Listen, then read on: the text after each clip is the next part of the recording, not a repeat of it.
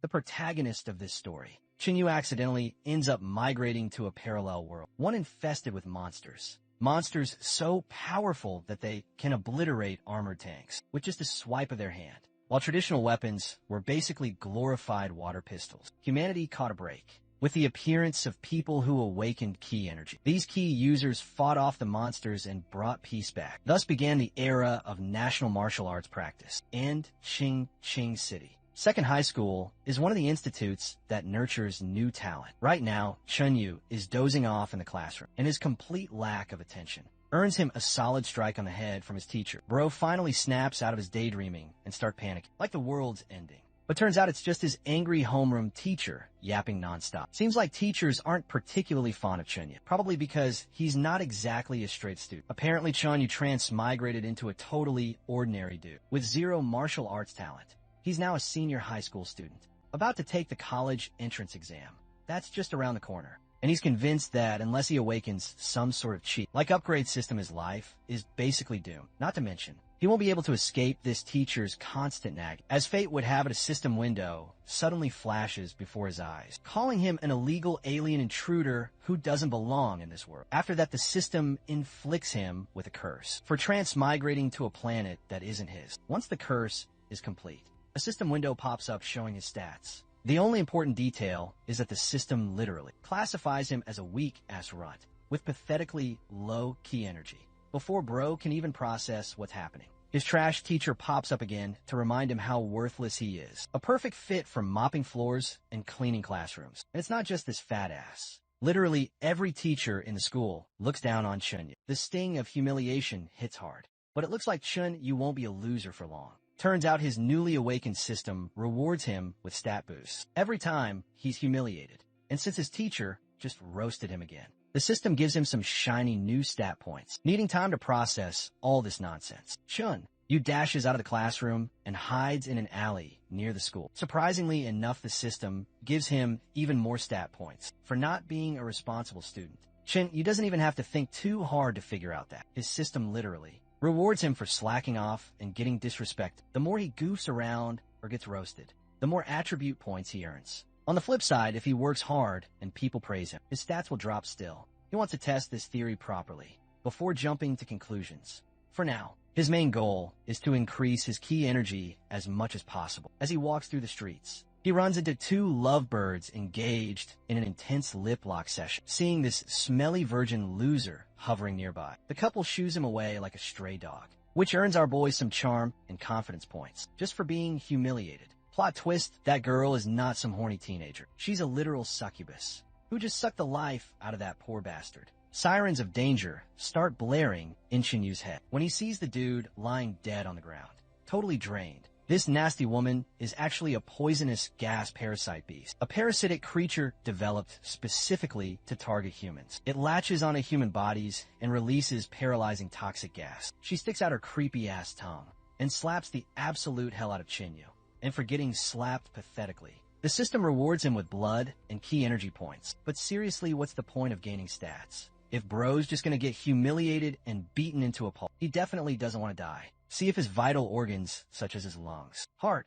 or head get wrecked. He won't be able to revive no matter how much ki energy he stacks. The monster lands another blow, finally rendering him immobile. She climbs on top of him while flexing her massive gyo as she starts sucking his face and releasing poison. Bro's ki energy begins to rise, even while being assaulted. This dude has the audacity to call her out for her horrible breath, which just earns him even more abuse. But hey, his provocation gets him another 390 blood points. This time she opens her mouth literally a whole foot wide, trying to devour him alive. Poison leaks out her throat like a broken sewer pipe and starts seeping into bro's nostrils. We all know he deliberately provoked her, just to inhale more of that stanky toxin straight into his lungs. Bro goes full junkie mode, inhaling like it's premium grade cultivation fuel as the poison floods his lungs. The system starts bombarding him with non-stop notifications, each one proudly announcing how many points he's racking up. Eventually, he collapses. Turns out there is a limit to how much poison one man can take. As he lies there helpless,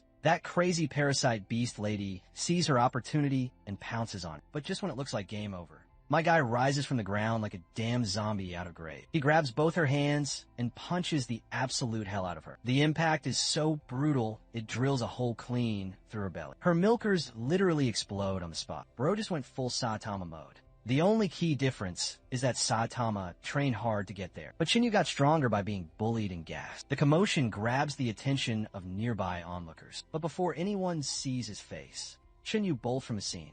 About half an hour later, a beautiful woman shows up at the crime scene to investigate. Turns out that Parasite, Beast was a scout for mutated monsters that have snuck into the city. What really grabs her attention is the strike that killed the Beast. It's so powerful it had to come from at least a level 2 cultivator, and yet there's no sign of who did it.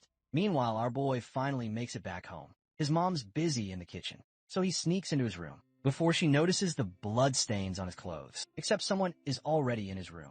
His hot older sister, naturally. She notices the blood and questions him about it. He just shrugs and says he tripped and fell, then rushes to the bathroom to change. She keeps teasing him with a fake Northeast accent she picked up from a coworker. Luckily, the system grants him a spirit point just for being teased. Later, the family sits at the table for dinner. His mom has cooked up a whole buffet of delicious dishes. Surprising Chun, you seeing all this food. Shinyu feels warmth within him.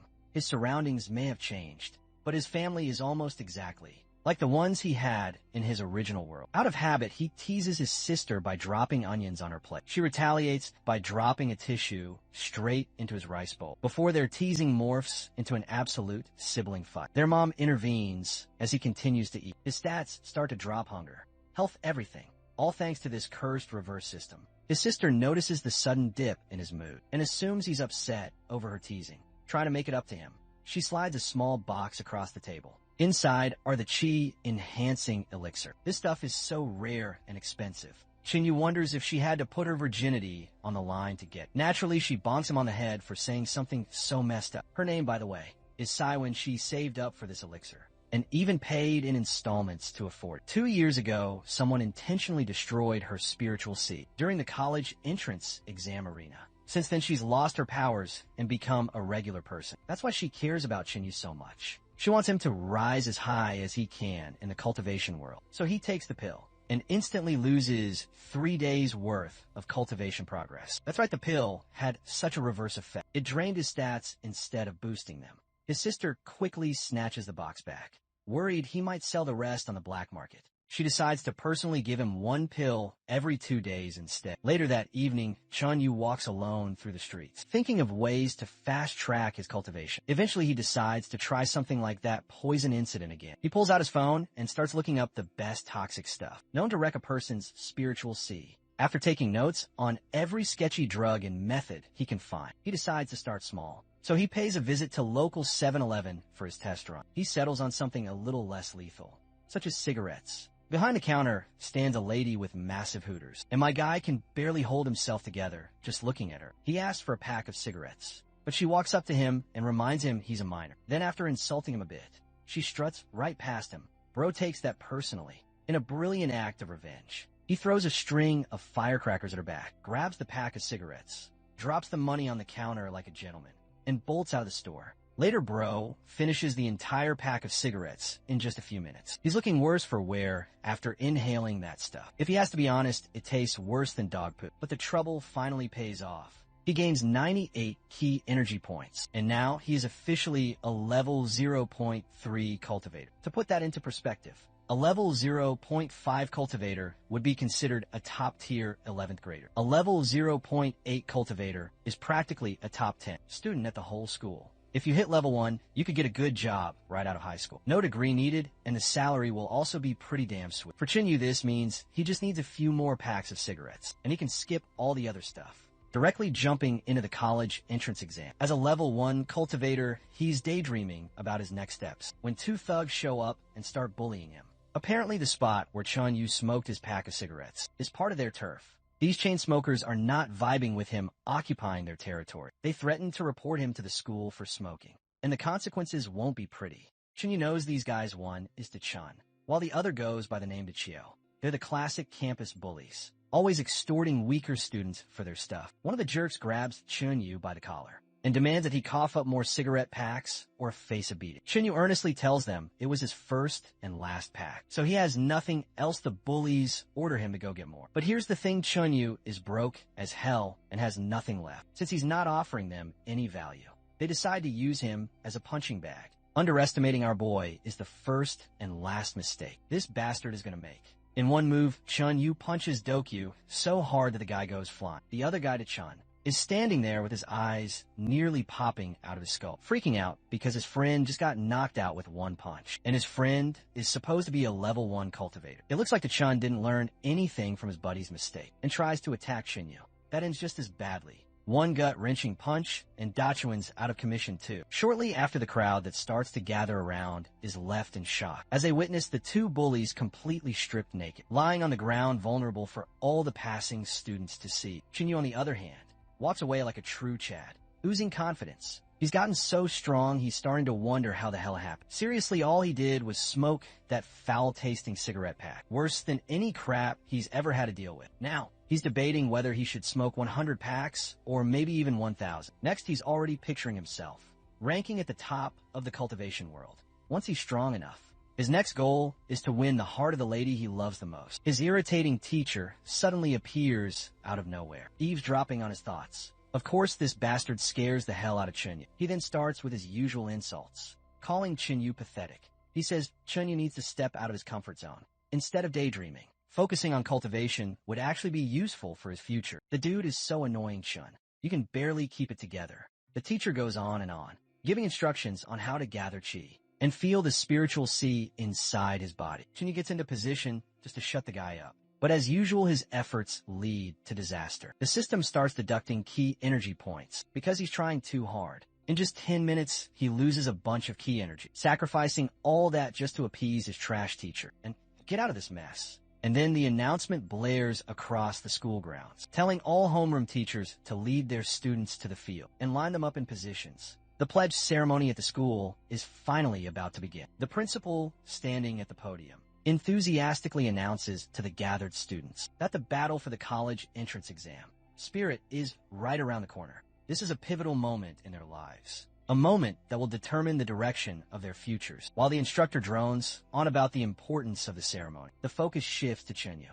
who stands amidst the crowd. The students behind him mock and ridicule him, laughing at his expense, but strangely, instead of feeling discouraged, Chinyu feels more confident. Every insult, every jeer, is only pushing him to prove them wrong and gaining him stat points. In the process, some of the insults hit below the belt. They call him gay, say his family eats shit because of how poor they are. This goes too far, and Chunyu, unable to hold it in any longer, explodes in frustration. The crowd grows more aggressive, spitting even more venom at him. But for Chunyu, it's a win-win.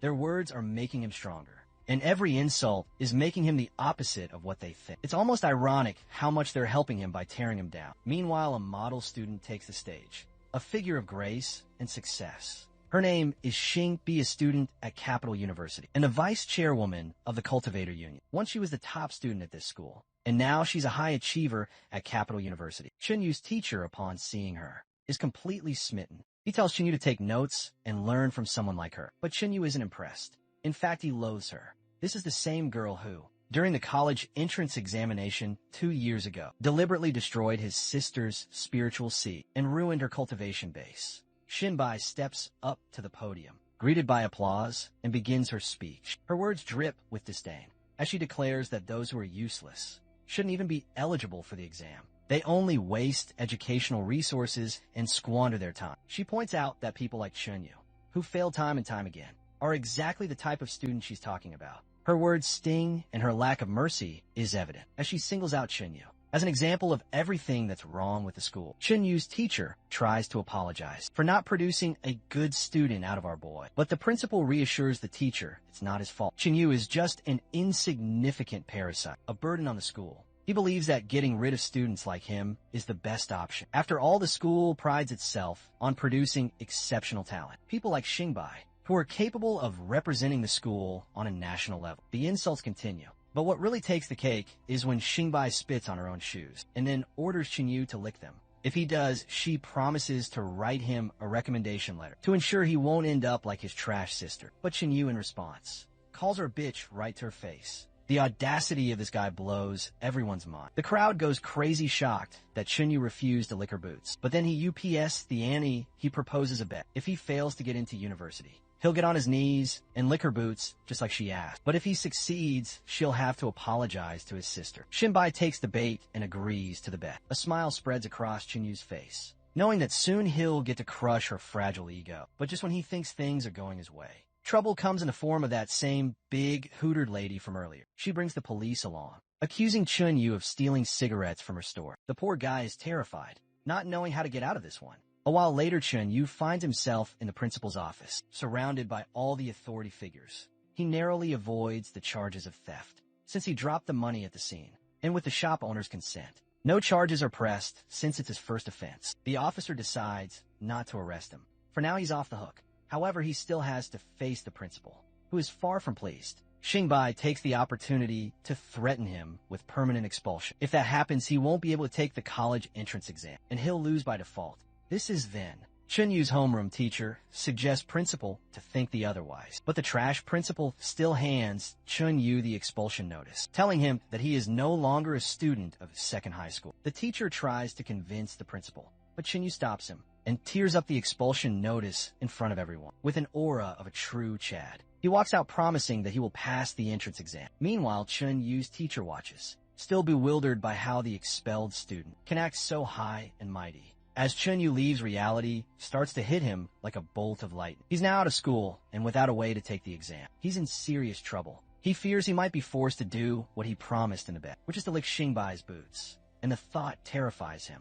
Chunyu returns to the tobacco shop to confront the woman who caused his downfall. He yells at her for getting him expelled, but she reminds him that she promised not to press charges. So it's not her fault despite his frustration. Chunyu acknowledges her words and realizes that what's happened is karma for his previous trouble. He sincerely apologizes for causing her any problems. Seeing how genuinely apologetic he is, the big hooter lady softens. She decides to offer him a job. Seeing Chun use good looks, she thinks they could capitalize on his appearance to earn some money. But Chunyu isn't interested in anything that might compromise his dignity and refuses the offer. He then once again throws a tantrum, wondering how she could destroy the life of a promising student like him once again. Her expression softens as she realizes that she is indeed the one who ruined this boy's school life. So she starts to feel sorry for him and agrees to help. Chunyu, seeing this as a chance, asks her to find a school where he can enroll and still have a shot at taking the exam.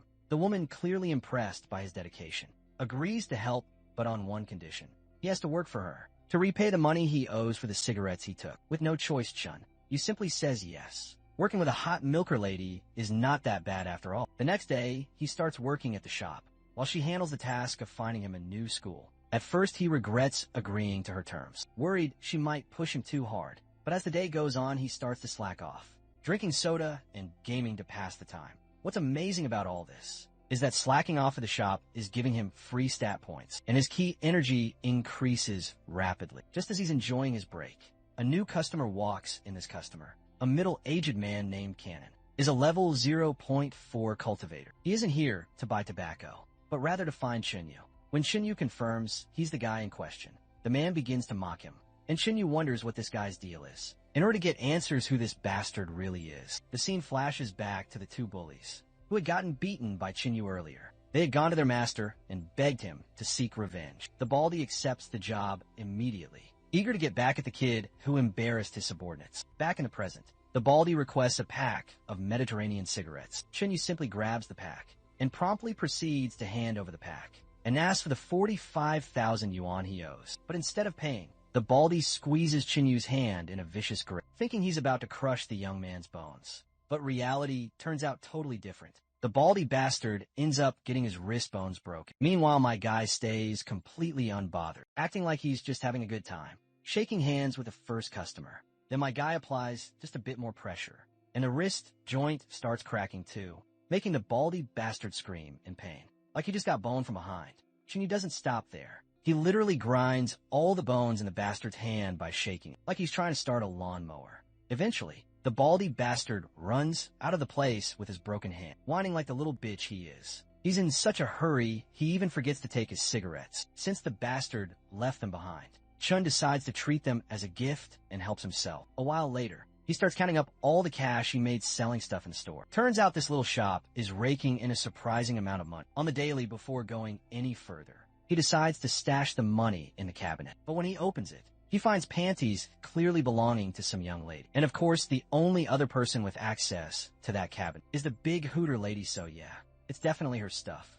His intrusive, pervy thoughts kick in, and he starts thinking about clapping her one day, especially since she straight up said she's into younger men. Bro freezes the moment she sneaks up behind him. She asks what he meant by clapping, caught red-handed thinking about her. All he can do is stand there nervously under her gaze. She then invites him to her room, saying there's something she desperately wants to show him. But since my guy isn't in the mood for surprises, he turns her down back to business. He asks if she found any suitable school. Sadly, she hits him with the bad news. Then she asks how his cultivation is going. That's when the idiot reflects on how he's been slacking off this whole time without any issues, which basically means that he had been working hard. Bro's logic sounds like someone who successfully fails every task. Meanwhile, the big hooter lady starts admiring this dumbass again for being so hardworking and dedicated. Looks like she's starting to fall for him. And now she wants to lock him down before any other girl shows up. Back to business again, she asks if he's been keeping up with the news. Apparently inside the 341B spaceport, there's a strong radiation field that's been killing people left. And right, no one even dares to go near that place anymore. Which of course makes it the perfect place for our guy. A radiation-infested zone.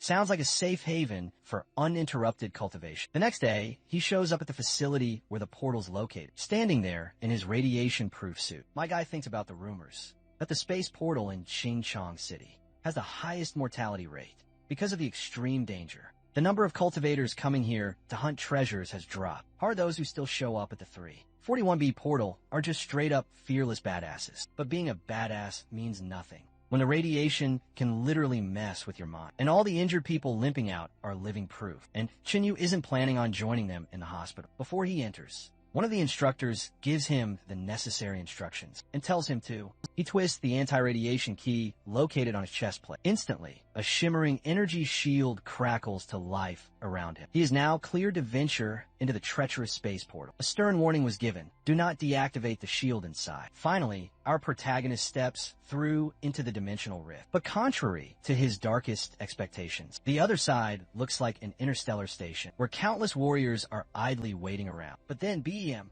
he collapses to the ground, crushed by a sudden, agonizing pain. A wave of vertigo hits him, his blood feeling like boiling lava. The onlookers gather, watching his pathetic, writhing form. They scoff with open mockery, wondering how this fool dared to enter with such pathetic ki energy. His condition worsens as radiation seeps into his very cells. It feels as if his heart is about to detonate in his chest. Panic erupts, with people yelling to get him aid before he expires. But then, an unbelievable plot twist occurs. Our hero rises, his entire demeanor shifting completely. He's grinning like a madman who has just discovered a new power. It turns out this agony was all part of his grand design. His curse inverted the radiation into a massive stat enhancement. And now, he feels a sensation so utterly and indescribably invigorating. It's a state of pure euphoria, just as his intel had suggested. The further one delves into the 341B space portal, the more intense the radiation levels become. Thus far, no cultivator has possessed the courage to go that deep because of the sheer lethality of the environment. All treasure-seeking expeditions have been officially forbidden. As he presses onward, he can feel the power level escalate. But this sensation only strengthens his resolve. Before he realizes it, he's ventured deeper than anyone before him. Upon reaching a sealed-off dead end,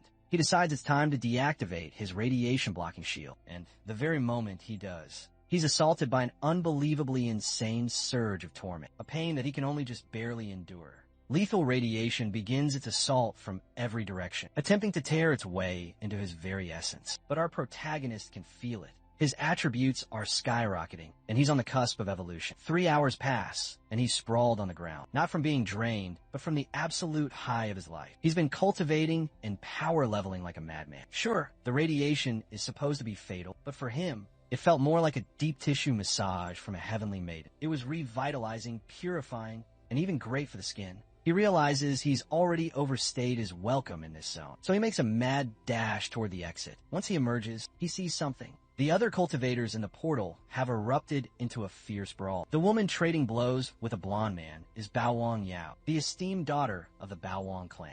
She demands to know the identity of these thugs and their motives. The blonde-haired punk doesn't reply. He just sneers and orders his lackeys to overwhelm her. It seems his plan is to sell her to the Fairness Association for a hefty reward. But the lady sends one of the morons flying with a kick, as if he were nothing more than a leather ball. She then floors another one with a decisive punch. That's when Blondie spots his chance and rushes forward, his fist glowing with concentrated energy. But the lady vanishes into thin air. His powerful punch only connects with empty space. She materializes high above his head and brings her heel down, crushing him like a common insect. After her stunning acrobatics, she lands gracefully. It seems this arrogant fool misjudged her capabilities, and now he is paying the ultimate price for it. But according to his wicked sneer, she isn't safe. She suddenly buckles to the floor. It turns out the despicable coward had launched a hidden projectile earlier. That projectile actually tore her suit. The bastard had secretly damaged her protective gear before they even entered the portal. Each time she uses her full power, it deteriorates more. Without her anti-radiation shield, even the scion of the Baowang clan is just a vulnerable mortal. As she lies there, completely defenseless, the scoundrel moves to claim her Gaia device. That's when our guy appears, grabbing his disgusting hand, before he can further dishonor her name. The noble lady's hazy vision can't discern the face of the Giga, Chad, who just arrived to become her savior, and she finally loses consciousness. Blondie is infuriated that someone has ruined his scheme. He unleashes a powerful uppercut, striking our boy's chin. Chun grows annoyed, so he decides to return the favor. But his punch misses, and the bastard clocks him once more. Another brutal punch lands squarely on his face, but instead of pain, it's just another delivery of free stat points. Blondie's confidence swells. He believes this fight is already won. Chinyu swings again, misses, and takes another blow. He persists, trying to land a single damn hit, but each time, he absorbs the full force of the attack. Here's the thing, he's doing this intentionally, taking the damage to power himself up. Blondie, meanwhile, is starting to fatigue. He's thrown so many punches he's nearly out of gas, so he unleashes his final trump card. He signals to his battered henchmen, and together, the trio unleashes a green, electric art that begins to shred Chinyu from the inside out. But we all know what a complete masochist our boy is. All of this agonizing pain is just pure ecstasy to his system. Blondie smirks, declaring the real suffering begins now. This technique doesn't merely electrocute you. It drains your core internal energy, weighs down your body, and causes organ failure. Even your key energy will be corrupted. But all of these so-called side effects are just a symphony to our boy. He flashes a defiant middle finger right at the coward's face. The trio intensifies their electric assault once again, and this absolute masochist is relishing every single moment, not getting the desired reaction.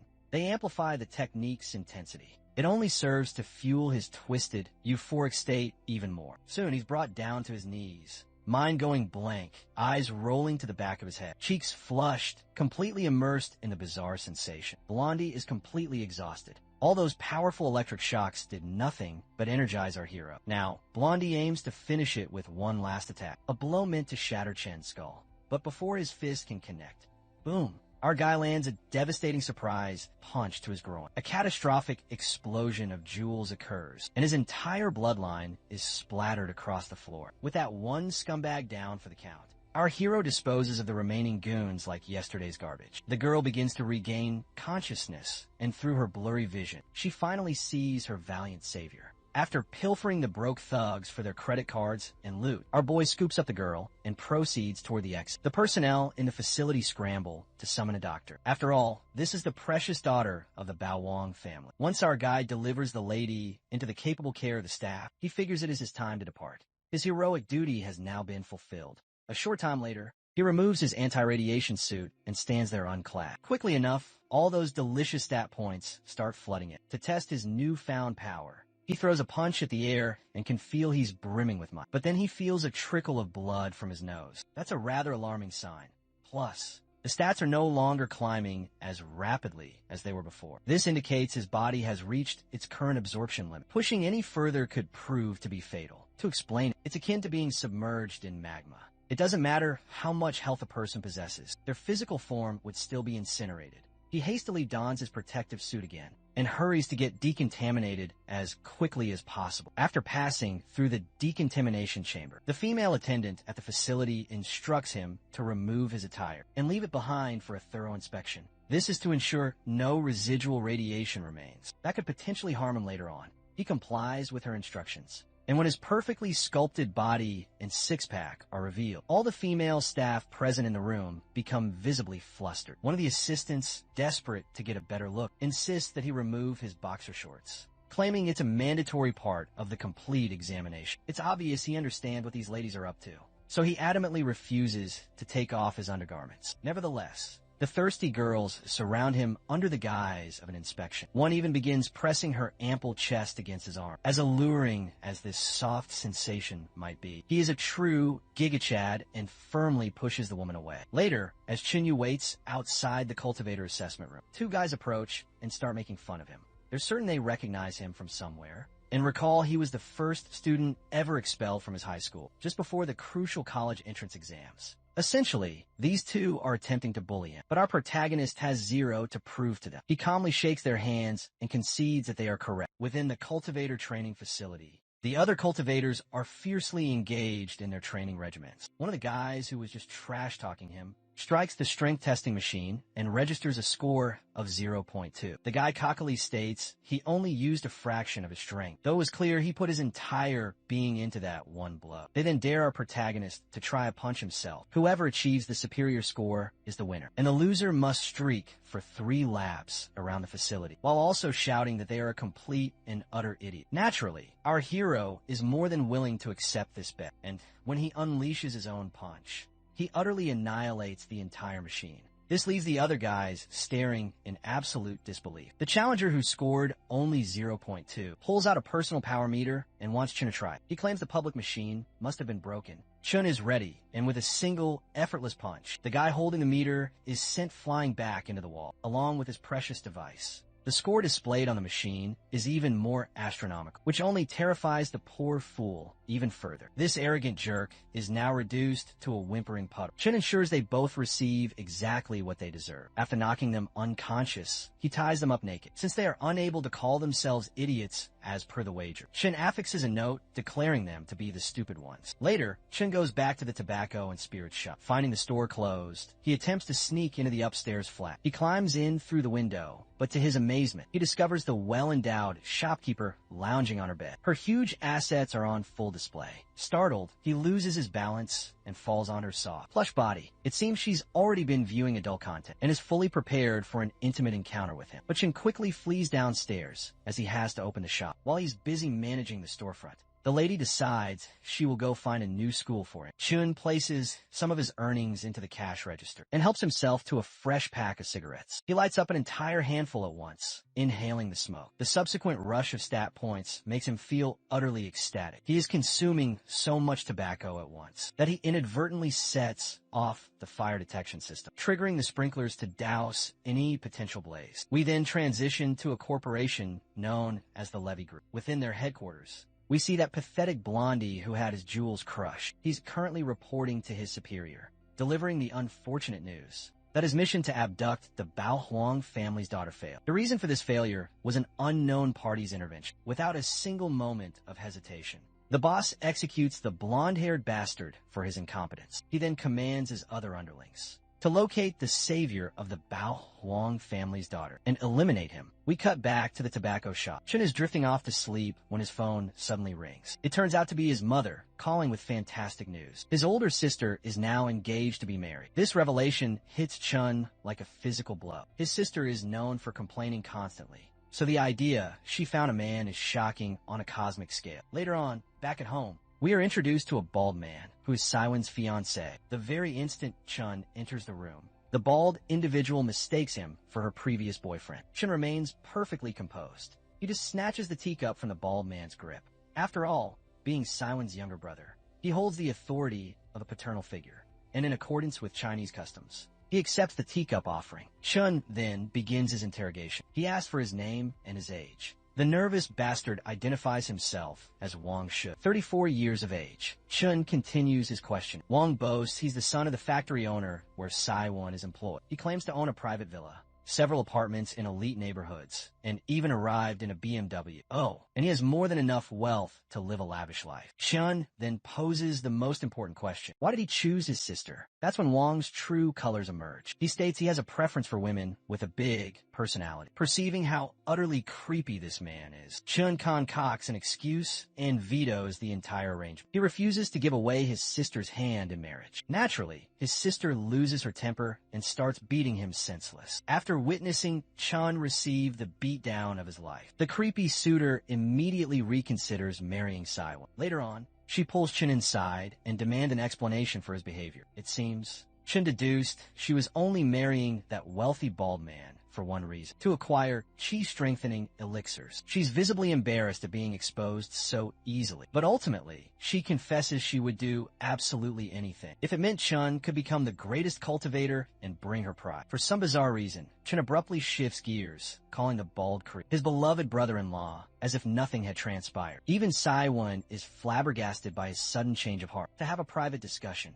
Chun extends an invitation to his new brother-in-law to a foot spa. It's clear that Chun is trying to exploit this opportunity, making this bald simpleton pay for all the premium services. Before long, the establishment's manager approaches. It's apparent that he already has a history with Wong. It turns out Wong has brought numerous associates here before, so it is not surprising that he is a frequent patron. As they enter, the manager whispers to Wong about the new hostesses they hire. Wong tells him to be discreet, as he does not want his fiancée's brother to know about the depraved activities he once engaged in. Just the mere thought of young women has this man salivate. Regardless, they take seats in the lounge, and Wong produces a thick wad of cash, telling the manager to give Chun Yu the finest experience this establishment has to offer. Not long after, 3 voluptuous hostesses appear, all of them eager to provide their services. One sits beside Chun, since he is too young to consume alcohol. She presents her own milk to him. Well, it appears it is not the beverage she is referring to. It is the glass of wine held securely between her enormous bust. She wants him to take a drink. From that very spot, Chun accepts the glass of liquor, and as soon as he downs it, boom, his stat points surge upwards. The other busted girls begin to fawn over him too, granting him even more attribute points. Since Wong is shelling out 1,000 won for each drink, Chun wonders how much commission he'll receive per glass. Wong, hoping to get Chun wasted and unconscious so he can monopolize the hostesses for himself, proposes a 30,000 won prize if Chun finishes all the drinks. Chun feigns agreement, drinks all the liquor, and then fakes being completely knocked out. Believing the coast is finally clear, the bald pervert tears off his shirt and gets handsy with the ladies. Meanwhile, Chun had already activated his phone's live stream, broadcasting all of the creep's disgusting actions to the public. Wong is arrested and publicly humiliated, while Chun collects his winnings and had a great time. Later, our protagonist returns to the cigarette shop, feeling utterly drained from the ordeal. There, the big-hooted lady shares some wonderful news. She has finally managed to secure a school for him. Our boy's face lights up like a child on Christmas morning. Later, he is seen taking delivery of fresh tobacco supplies from a courier, but completely unbeknownst to Chun, 3 suspicious individuals are hiding in the shadows behind it. And yes, their intended target is Chun himself. These wannabe Super Sentai clowns finally make their appearance. Their bizarre posing causes Chun to turn and question, who in the hell are they supposed to be? The red-haired one brings up the incident at Portal 3, 41B, where Chun foiled their plot to capture the Bao Huang family's daughter. They still hold a grudge for their blonde-haired companion, the one who got his family jewels shattered and died a pathetic death. But in the end, these idiots are the ones who get their rears handed to them. After receiving the beating of a lifetime, that red-headed fool starts to lose his composure, screaming about how Chun could have acquired such power. Even so, he refuses to betray his leader or reveal any information. He claims the only path for Chin's survival is to join the Levy group. You see, the Levy group is a primary shareholder of the 41B space portal, and since Chun wrecked their kidnapping scheme involving the daughter of the esteemed Bao Wang family, there's no chance they will simply allow him to get away. Hearing this, Chun finally puts the pieces together, that these thugs are connected to that one individual, whose balls he pulverized inside of the portal. Meanwhile, the redhead keeps ranting about the dire repercussions if Chun refuses to cooperate with them. But our protagonist remains completely stoic, shrugging off the empty threats like dust from his shoulder. We cut to the local police precinct, where an officer is debriefing his chief about some scoundrels who were discovered tied up to a telephone pole, completely naked, with a phone proclaiming they're from the Levy group. And that isn't the whole story. The phone's recording also holds a confession from the red-haired thug, explicitly admitting their plan to abduct the Baowon girl. With this kind of hard evidence, our boy knows these guys are finished, standing before a local pawn shop. Chun hardens his resolve with a single thought, that he will completely eradicate the Levy group from this world. He intends to use the funds he confiscated from the assailants, along with the 30,000 yuan from his sister's slimy fiancé. Back inside the shop, Chun calmly presents an extensive shopping list of items he requires. The shop owner is shocked that every item is incredibly violent. But hey, as long as Chun has the necessary funds, procuring the items will not be a problem. Cut to the Levy group headquarters. One of the boss's henchmen reports that their men were defeated, once again by Chun, and this time they've been arrested by the authorities. The boss isn't concerned in the least. He has deep connections within the police department and states that he will take care of it. Still, he is enraged that his men continue to be bested by a teenager. This time, he dispatches a formidable level 2 contractor, a professional assassin, to target Chen's entire family. Shortly after, the boss is served a vintage bottle of wine, but shockingly, it turns out to be filled with urine. Just as he erupts and strikes the man who served it, the doors burst open. Enter our hero. He strides in, prepared to dismantle the entire Levy group. The boss scowls deeply. After all, the thorn in his side has now appeared at his very doorstep. Shin just smirks and asks the scumbag a question. He inquires as to how that special vintage tastes. The boss nearly retches while his men charge towards Chun, but all they receive for their trouble is a face full of pepper spray, blasted directly into their eyes. It turns out Shin brought the spray not just to incapacitate them, but for his own purposes as well. He sprays it directly into his face, and boom, he gets that delicious stat boost, particularly for his vision. The enraged drinker commands another wave of goons to attack. They rush forward like brainwashed sycophants, and Chun fells each of them, one by one, with crushing strikes. The boss can only watch on, paralyzed by disbelief. Chun responds with a ferocious sword strike aimed at his head. But suddenly, a muscular behemoth appears and shoves Chun back, saving his boss at the very last possible second. This man is Chris, a powerful level 3 cultivator. Still, intimidation is not a word in our boy's vocabulary. He leaps back to his feet, blade at the ready, and lunges forward for yet another attack. Unfortunately, he may have become a bit too overconfident because Chris swats him down with immense force, slamming him viciously into the floor. As he lies there, the brute mocks him for his insignificant power level. But trash talk or not, our hero gets back up, completely unfazed. That bastard of a boss then draws a firearm and takes aim directly at Chen's head.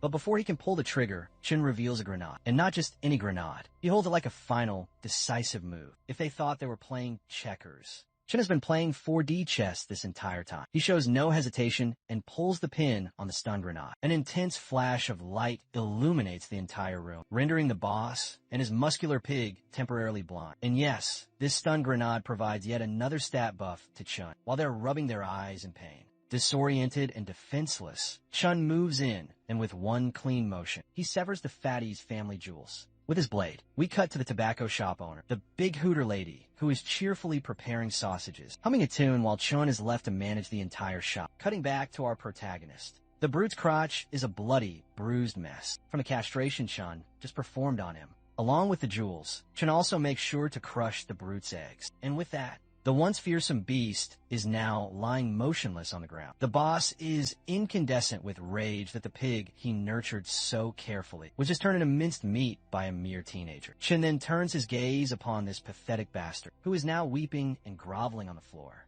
After delivering a harsh verbal lashing, Chin makes his move to leave, trusting this fool won't be stupid enough to target his family or his friends ever again. While the scumbag may have vowed to cease all his illegal activities, it was all a deceptive ploy to preserve his own life. In truth, the coward had already resolved. He's going to dice up Chen's family into tiny pieces and feed them to wild dogs. But Chen is always 2 steps ahead. He has already figured out what this bastard is scheming. So he nonchalantly tosses several bombs right over the guy's head. The boss instantly flees from the building and ends up leaping out through a window. The only problem is that it's the 33rd floor. So now the fool is in a free fall, screaming at the top of his lungs. What's truly hilarious is that the bombs were just highly detailed, realistic toy grenades.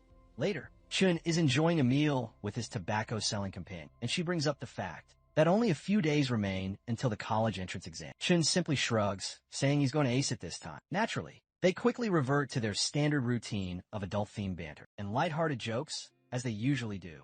As evening descends, she leads him deep into a forest. It turns out this is the location where she met her late husband, and with every visit to this place, she becomes lost in her cherished memories. We're then shown a flashback.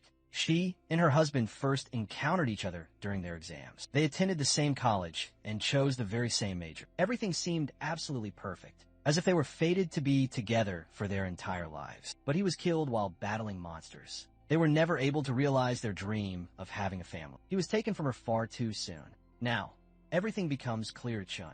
He understands why she has always cared for him like her own child, and why she has worked so diligently to find him a good school. Once more, the dynamic between them gets a little too familiar, and the risque jokes begin to fly between them. Cut to the Spring Waterfoot Bath KTV establishment. Inside, we see the big hooter lady escorting Chun into a venue, where a young man like him clearly does not belong. The manager appears, welcoming them warmly and obviously recognizing Chun from his prior visit with his sister's ex-boyfriend. Naturally, the big hooter lady's eyes narrow with suspicion, and she begins to interrogate Chun, asking how the manager seems to know him so familiarly, as if he has visited this place before. Chun panics and quickly deflects the accusation, placing the blame squarely on the manager, demanding to know how he dares to misidentify his guest, who has never once set foot in such a place. The manager immediately understands and plays along, stating that he just made a random guess. Unfortunately for them, the big hooter lady already knows these two are trying to deceive her, so she immediately punishes both of them for their lies. Still, Chun maintains his fabricated story, insisting that a fine gentleman such as himself has no cause to enter a morally bankrupt establishment like this one. That's when the hostesses emerge from the back, greeting Chun like he's a frequent customer. Well, the jig is up now, bro. He bolts as if his very life hangs in the balance, because in this situation, it just might. Meanwhile, in some dark, desolate region, monstrous beasts have surrounded the exit of a cavern. Trapped inside that cavern are two wounded individuals, barely alive. They're desperately trying to formulate a viable escape strategy. It is revealed that the female is actually Xingbai. She has already determined that a beast horde is approaching, and they must alert the others before it is too late. But in a truly ruthless and cold-hearted move, she resolves to use the unfortunate man as a distraction. She affixes some kind of magical talisman onto his back and sprints out from the safety of the tunnel, abandoning her companion to a certain death. Cut to the Ching Municipal Government building. Inside, the director is shouting about how Xingbai, one of the most promising students from Capital University, has completely vanished from all contact, along with her entire squad. The entire assembly sits in a state of shocked silence, as he furiously demands an explanation as to why. There have been no updates filed about her team. Drenched in crimson from head to toe, she appeared. Her boss's heart nearly exploded from shock. Seeing her return alive, she began her grim report. Their assignment was to probe mutated horrors in the outskirts, but the mission devolved into a complete catastrophe. She is the sole soul to return, and then she delivered the world-shattering news. The beast wave is now upon them. Her squad ventured deep into the abyss to secure critical intelligence, including the magnitude of the approaching monstrous flood, but every one of them perished in the attempt. The only way to avert a citywide massacre now is to declare a full-scale raid alert and brace for the impending war for survival. Cut back to the Spring Waterfoot Bath establishment, where we find our protagonist again with the busted tobacco lady. She's commanding the stage, attempting to dazzle the audience with her vocals, but instead of inspiring the crowd, her voice is a direct sonic assault on their eardrums. Finally, she pauses, seeking feedback on her performance. Unsurprisingly, not a single person had anything positive to contribute. Suddenly, a citywide raid siren blares through the air, announcing that the Beast Tide's arrival is imminent. Chun is utterly paralyzed with shock. Once the Beast Tide arrives, the entire city will transform into a feeding ground for these abominations. The busted lady seizes Chin's hand, and they begin a desperate sprint through the streets. The entire city has descended into chaos. Sheer terror has gripped the populace, and the city's major zones are already under a complete lockdown. Everyone is ordered to remain indoors without explicit authorization. Citizens are frantically loading their families into emergency transports to evacuate them. The busted lady shoves Chun into one of the vehicles and then sprints away towards the eastern city wall, charging against the tide of fleeing civilians. She understands that only cultivators of level 1 or greater possess any chance of halting this apocalyptic disaster. Eventually, Chin's transport reaches the sanctuary center in Qingqing City. The moment they are out of the car, Chun frantically calls his mother. When she finally answers, he tells her his location and confirms if she has been evacuated safely. His worried mother quickly starts talking about his sister, but before he can hear anything further, his sister suddenly materializes right before his very eyes. The caring sister appears extremely concerned for him. She's brought provisions in a bag she carefully prepared for him. She embraces him tightly as tears of relief stream down her face. Then she rushes off to locate their mother.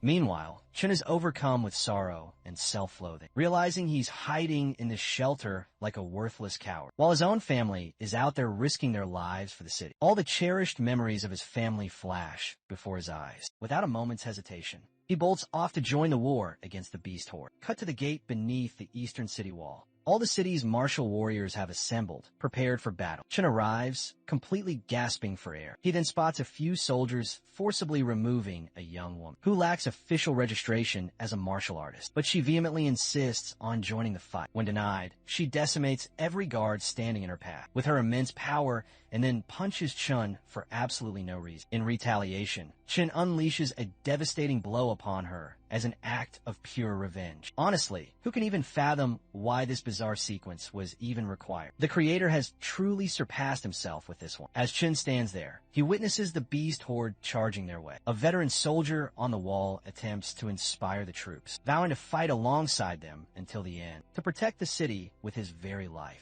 His rousing speech ignites everyone's fighting spirit except for Chun, who actually loses a significant amount of spirit points from the speech's positive influence. At last, the monsters and martial artists collide in a brutal clash. Chun begins to scale the massive wall, but he is intercepted by a man with an eye patch, who warns him of the extreme danger that lies ahead. If Chun has no desire to become Monster Chow, the old warrior says he shouldn't even try to go up. Naturally, being scorned grants Chun a massive boost to his stat points, which continues to accumulate as the old man keeps belittling him. The old warrior tries his utmost to halt his advance, but Chun is so brimming with confidence that he just continues his ascent. Once he reaches the top of the wall, Chun begins carving through the monsters without mercy. While in the fray, he desperately scans the battlefield for the busted lady from the tobacco shop, but she is absolutely nowhere to be seen.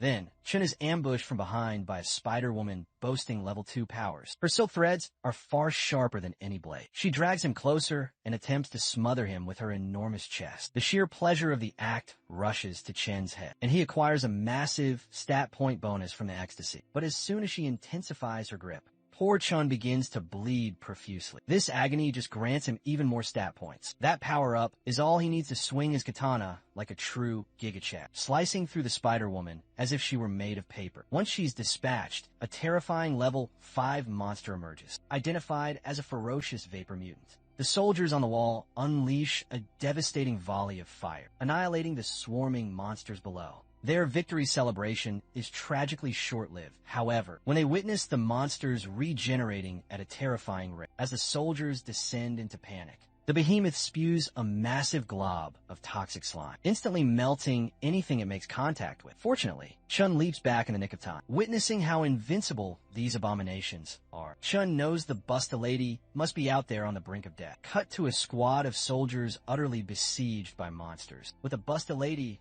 right in their midst.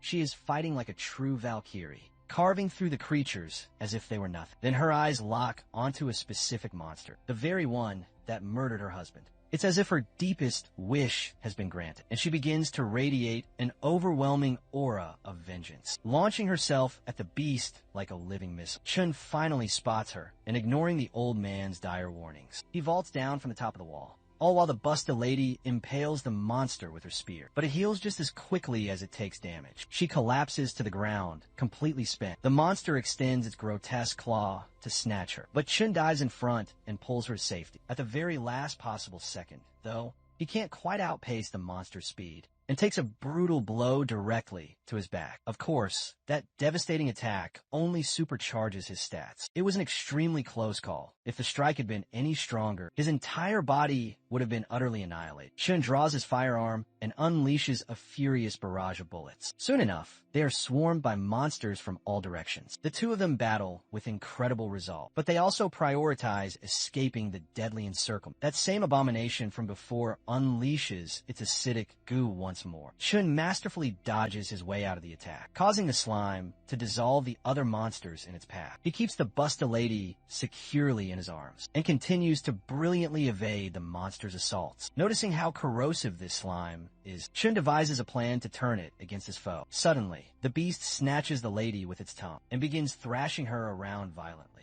It then spews a gigantic torrent of goo all over her. Chun leaps between them, absorbing the full force of the goo onto his back. The acid begins to sear through his skin, inflicting unimaginable agony upon him. But that pain provides him with a desperately needed power surge. And just like that, Chun awakens to a Super Saiyan 2 state. The other monsters foolishly charge at him, but Chun unleashes his newfound, terrifying power, causing the monsters to recoil in utter shock. Still, it's not quite enough to defeat these tenacious abominations. When one of them makes the fatal error of charging him, Chun annihilates the creature with a single, earth-shattering punch. With the primary monster defeated, Chun has also depleted every last ounce of his strength and begins to collapse. But the Busta Lady catches him in midair and vows to eliminate the remaining threat. It appears the monsters are still completely overwhelming the soldiers. According to one soldier's frantic report, the casualty rate has skyrocketed beyond comprehension. And the way the battle is progressing,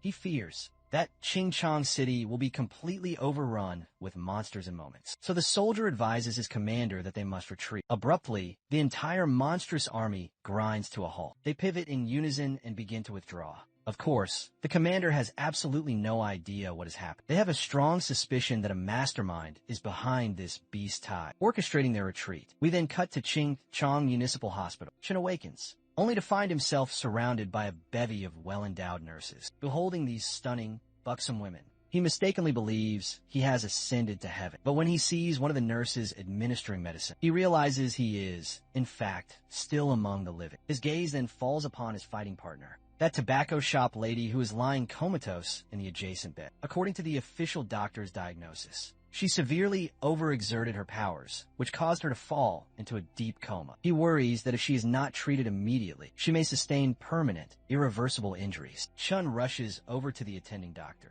demanding to know why they're delaying if her condition is so critical. The greedy doctor states his exorbitant price for 100,000. When Chun expresses his outrage, since the government should be footing the medical bills, especially given she was wounded while defending the city, the doctor explains that the healing process demands several cultivators to channel their key energy into her body for 10 straight hours. During this procedure, the donors could potentially overuse their own key energy, placing their own lives in grave danger. This revelation triggers a brilliant idea in Chen's mind, and he knows precisely how to circumvent this astronomical bill. He procures some toxic material that would kill any ordinary person if ingested, and begins to transfer his own key energy into her. If his energy reserves run low, he can instantly replenish it by consuming the toxic substance. 10 hours pass in a blur, and the lady finally awakens in her bed, feeling completely and utterly restored. But she quickly realizes that she is completely naked. Next to her is the utterly drained Chun, who resembles a corpse just barely clinging to life. She examines him with suspicion, demanding to know what the hell he's doing there while she's unclothed. Naturally,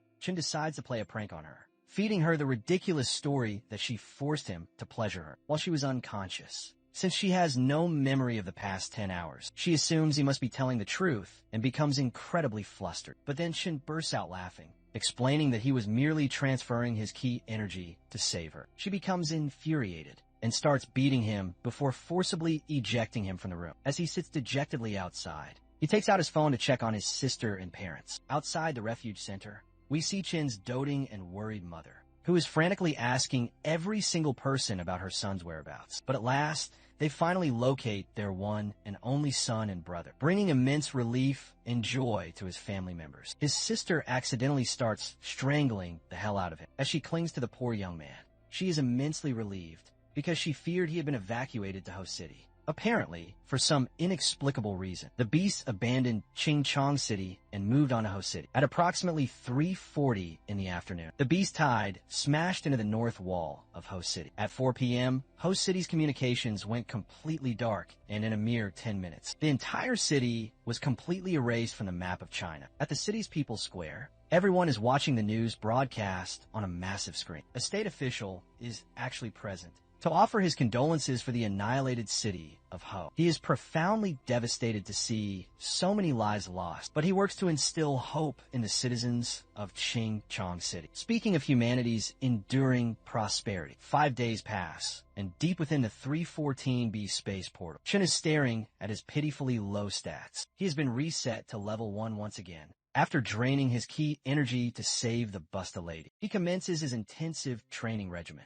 The steel orbs he's destroying contain some form of cryptic technology, as it appears incredibly advanced. Chun fantasizes about selling it at a pawn shop to make some quick cash. As he continues to destroy all of these orbs, he discerns that the dark ooze, like substance emanating from them, is a type of chemical agent that is damaging his body. Well, it seems like the perfect time for him to start grinding some key energy points. He continues to demolish those orbs to boost his stats, while also collecting that alien technology. Later, after he returns with all the high-tech components, he begins to examine these intricate motherboards. This is when he carefully removes a memory card from one of the motherboards. He immediately inserts it into his computer to uncover all the secrets concealed within. But the busted lady suddenly enters the room, startling him completely. He swiftly removes the card and feigns that he was doing nothing at all. Later on, Chun is browsing a website, trying to purchase tickets for the college entrance exam. But for spectators, each row is absurdly overpriced. He has no idea how he will be able to afford tickets for his family. He soon conceives of a brilliant scheme. Later, we find ourselves inside a local pawn shop. The owner is seen massaging a woman with exceptionally large and sagging breasts. The woman states unequivocally that he won't be compensated for this massage. Then, the appraiser emerges with the high-tech board Chun brought. He validates the authenticity of Chen's assertion that this technology is, in fact, from a space portal of Chingchong City. So now the only thing that remains is the price negotiation. Chun feels extremely cocky about the treasure he's found, since he's feeling charitable. He's asking for no more than 1 million for a single piece of hardware. The woman across from him only counters with an offer of 20,000. Take the deal or leave it, pal. The guy tries his best to haggle his way out, but the woman only reduces her offer to 10,000. The poor guy can do nothing but descend into utter despair. The woman finally decides to stop toying with him and agrees to pay 30,000 if he is amenable to it. She's only paying that much because what he brought is incredibly unique, and she's never encountered anything like it before. Chun spins around to seal the deal with a handshake in a flash. He then reveals to her even more of these main boards and cunningly insists that she pay 30,000 for these as well. The woman is floored to see them. If she had been aware he had more of this junk, she would have negotiated much more fiercely. Nevertheless, she is only prepared to offer him 25,000 for these two. Well, our guy is up for that deal, and with one more handshake, he sells her the 3 main boards, but then he pulls out another 2. Of course, he finally pushes her over the edge, so she slaps him for deceiving her and has her guards ejected. Later, as he is counting his earnings, he feels somewhat let down for being unable to sell those final 2 components. Regardless, he decides to register himself in the school before concerning himself with anything else. We then cut to the academic building of number 7 high school. In one of the classrooms, the students have already heard the news that someone who was expelled from No. 2 high school is now enrolling with them. Just then, our hero bursts into the classroom. He exudes such a powerful aura that the girls begin to faint, while the envious virgin losers start losing their minds with jealousy. Chun, on the other hand, transforms from an unparalleled Sigma into a terrified wreck when a woman sneaks up directly behind him. Later, Chun proceeds to his assigned desk, only to discover the desk covered with a slew of insulting graffiti. It seems our boy is not exactly welcome here. Not only do the students harbor a deep-seated hatred for him, even the teacher appears to be in on it. Still, our protagonist doesn't let these obstacles dishearten him. He feigns being cheerful and enthusiastic, causing utter confusion throughout the classroom, since he lacked a chair to sit on. The one amorous girl who developed an instant crush on him offers him her seat instead. She even starts fantasizing about sitting on his lap. The teacher interrupts the ongoing chatter and orders Chun to just remain standing if he doesn't have a chair to use. Since our boy has no other option, he just stands there. She then reminds him that the examination will span 2 days, on the 7th and 8th of July of each year, which is tomorrow and the following day. Essentially, each round follows a best-of-1 format. The victor advances to the subsequent round without delay. Therefore, Chen will need to learn how to conserve his stamina and energy. While she's saying this, the wretched teacher doesn't forget to throw some insults, speculating that an expelled reject,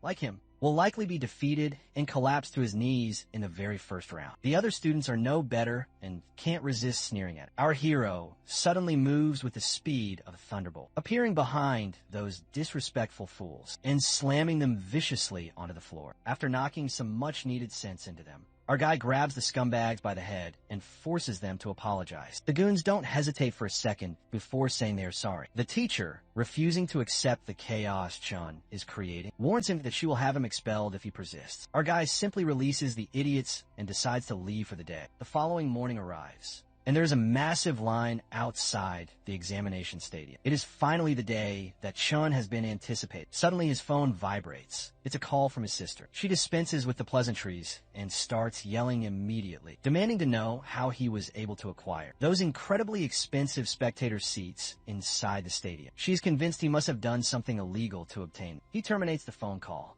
not before informing her that his time to enter has arrived. Inside the examination hall, his sister still looks irritated for not receiving the answer she wanted, so she just makes an assumption that he must have charmed some wealthy woman into falling for him. Meanwhile, the tobacco shop lady with the enormous bust is seated directly in front of Chen's sister. After listening to Chen's sister's tirade, she deduces that Chen must actually have a girlfriend who is spoiling him completely rotten. A while later, an instructor walks onto the main stage and at last announces the start of the preliminary contest's initial round. The first battle is our hero versus a certain Masui. Both men enter the arena, standing opposite each other, and it becomes clear that they have met before. But since we have no clue how they became acquainted, we flash back to a few moments just before the exam began. Chun is in the restroom, relieving himself. Suddenly, some random perverts try to get a look at his cucumber, which appears to be as long as a baseball bat and as thick as a fire hydrant.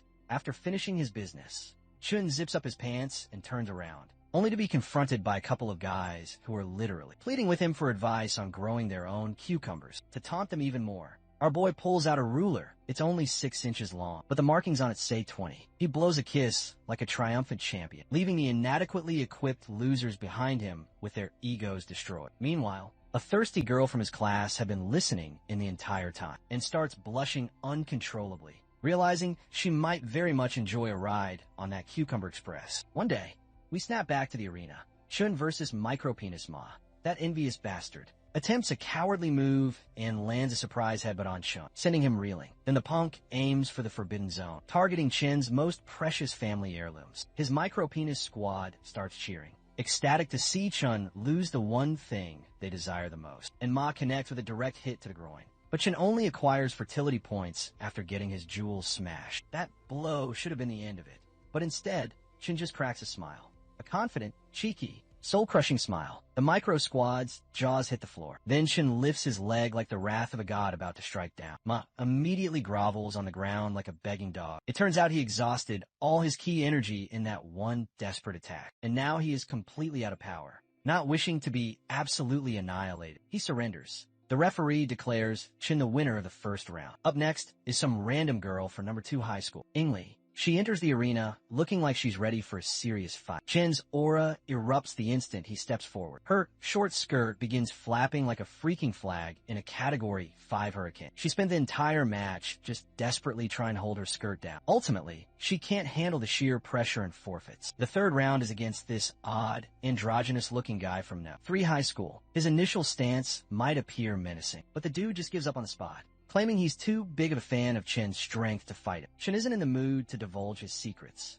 so he just drills the guy into the ground regardless. The fourth round begins, and more bizarre opponents step forward. That only leads to more one-sided beatouts. Then comes an attractive woman with a major crush on our hero. Everyone expects this match is going to be a flirtatious, no contest situation. The referee is not having any of it. He yells at them for turning the battle arena into a daytime drama. Suddenly, the girl lunges forward, delivering a full power knee strike. Our guy simply catches her charging knee with his bare hands and causes her to stumble. But before she can hit the floor, he embraces her as tightly as possible, making her ample chest squish between them. We then flash back 5 minutes before the examination. There, Chun is just about to exit the restroom while those losers behind him are seething with absolute rage. And this is when he encounters a love-struck woman who has been watching him intently.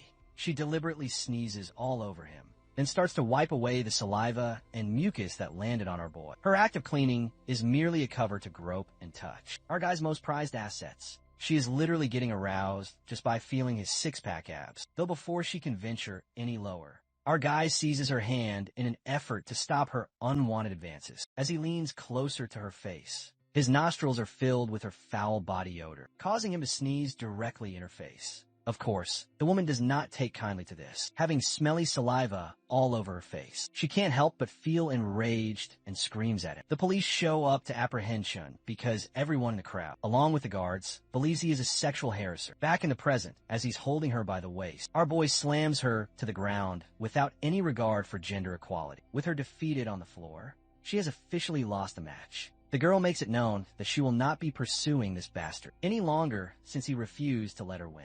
But alas, our hero never had any desire to date her. After all, she falsely accused him and labeled him a pervert. So he merely got his retribution by defeating her for the trouble she created. After all, there's no way he's dating a homely woman like her. Being called an ugly old hag sends a shockwave through the poor lady, causing her to shriek at the top of her lungs. As Chun victoriously descends from the stage, a recruiter from a university intercepts him and insists that he enroll in the university. He claims that for men, that place is like a utopia. Of course, Chun begins to daydream about having a harem of his own, imagining that place must be teeming with women. But to his profound disappointment, that place is entirely male with no women to be seen. Our boy is so infuriated that he feels the powerful urge to kick the bastard right in the nuts. Nevertheless, Chun swallows his frustration and starts to walk away. Suddenly, he observes that a guy named Chun Kai-shi is achieving victory after effortless victory. In fact, the guy wins with incredible ease. Well, it appears this is the same bastard from School 7, where Chun was so despised that they wouldn't even provide him with a chair to sit on. That scummy teacher is also in attendance, feeling extremely proud of her students' accomplishments. At that very moment, Chun approaches from behind and attempts to get her attention. The scummy teacher only reacts with irritation towards him, since she's not in the mood to speak with him. He decides to get on her good side by paying her a compliment, but it's obvious that this virgin sorely lacks the basic social abilities needed to charm a woman. Thus, he ends up getting berated even more harshly. Just then, two examiners walk up to Chun. They are actually here to present their findings. Apparently, based on the data provided by School 7, Chun's key energy level is supposed to be 0.35, but judging from his performance in the preliminary contest, they are certain his level is significantly higher than that. That scummy teacher claims that Chun must be cheating, using some kind of illegal performance-enhancing substance, so she contends that he should be disqualified on the spot. As for her own introduction, she identifies herself to the examiners as his homeroom teacher and demands that the administration discipline this fraudster appropriately. But the examiner silences her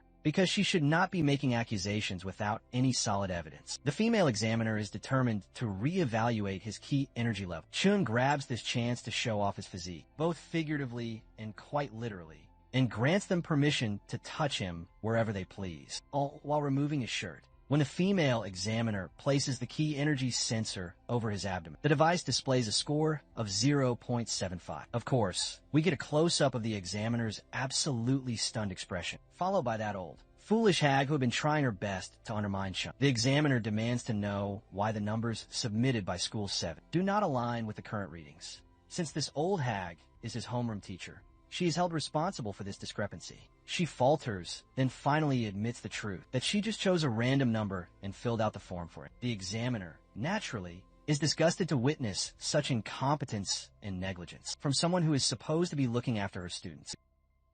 Her knees completely buckle when the realization hits her. The fallout from her epic blunder was going to be monumental, a price to be paid directly from her salary. The examiners, however, have taken a real shine to our protagonist, so they decide to fast-track him to the next round, on account of his flawless victory streak. Naturally, the wretched hag and her useless student are dumbfounded. Her prized pupil completely loses his cool and charges at our boy, attempting to land a desperate blow. But the examiner intercepts, delivering a slap so powerful that the fool collapses right to his knees. Frankly, this little punk absolutely deserved that smackdown. He had, after all, challenged his superior's official ruling and tried to enact his own brand of justice. Later, all the warriors who qualify for the next stage assemble in one location. A bald-headed authority figure introduces himself as the chief examiner of this year's entire competition. He announces that the grand tournament is set to commence, so they had better review the regulations one final time. Essentially, this tournament operates on a knockout system. A single loss means immediate and permanent disqualification. Baldy gives a stark warning. The coming battles are going to be an absolute slaughterfest, so they should probably get their will signed in advance. The colossal gates begin to swing open dramatically, revealing the path to the final stage of this brutal exam. As all the combatants file into the massive arena, the audience is incited to roar for their chosen champions. The entire stadium erupts with cheers for the students they believe in, and Chen's family can be seen championing him from the VIP section. The high-ranking officials are already bickering amongst themselves, passionately defending their favorite prospects. The instructor directs all participating fighters into the designated waiting area to await the start of their individual matches. Inside the school 7 waiting zone, all the students are living it up in absolute comfort, kicked back leisurely in their plush chairs. Among them is our hero, as cool and unbothered as ever. Suddenly, the principal of number 7 high school barges in, and the imposing men with him immediately form a circle around Chun. While it might look like the principal has arrived with hostile intent, it's revealed these muscular titans are just here to give Chun the champion's massage he has earned for achieving such spectacular results. The principal expresses his deep regret that he was unable to procure female masseuses because someone would invariably report him. Of course, Chun feels utter contempt for those who tattled on the principal for such a noble endeavor. The principal is thrilled that Chun shares his enlightened perspective as far as he's concerned. Their curvy physiques always helped him awaken his own inner power. Anyway, while he's present, he clarifies the rules for this stage of the competition. The combatants who will be facing off against one another will be pitted against others from the same school. He goes on to reassure the students that, while this next contest might seem incredibly ruthless, it's not nearly as savage. Just as the old man says this, a contestant completely obliterates his opponent with a single punch, launching the poor victim deep into a nearby wall. Shin isn't quite sure what could possibly be more brutal than that. The kid who just got wrecked is literally teetering on the edge of death, which is a direct contradiction to what the old geezer just claimed. The grievously injured combatant concedes his defeat before he completely loses his life force. So the referee calls for the next contestants for the second bout. The warriors who are about to enter the ring are displayed on the massive overhead screen. The battles finally commence and the opponents begin to clash. But we're not here to watch these insignificant weaklings fight. The true main event of this tournament is our boy, facing off against this punk from his very own class, the same blonde-haired fool who tried to bully him in the classroom. Meanwhile, the other combatants are fighting with every ounce of their strength, and the majority of the battles have already reached their conclusion. All this time, our hero hasn't budged a single inch from his spot, and the same can be said for his adversary.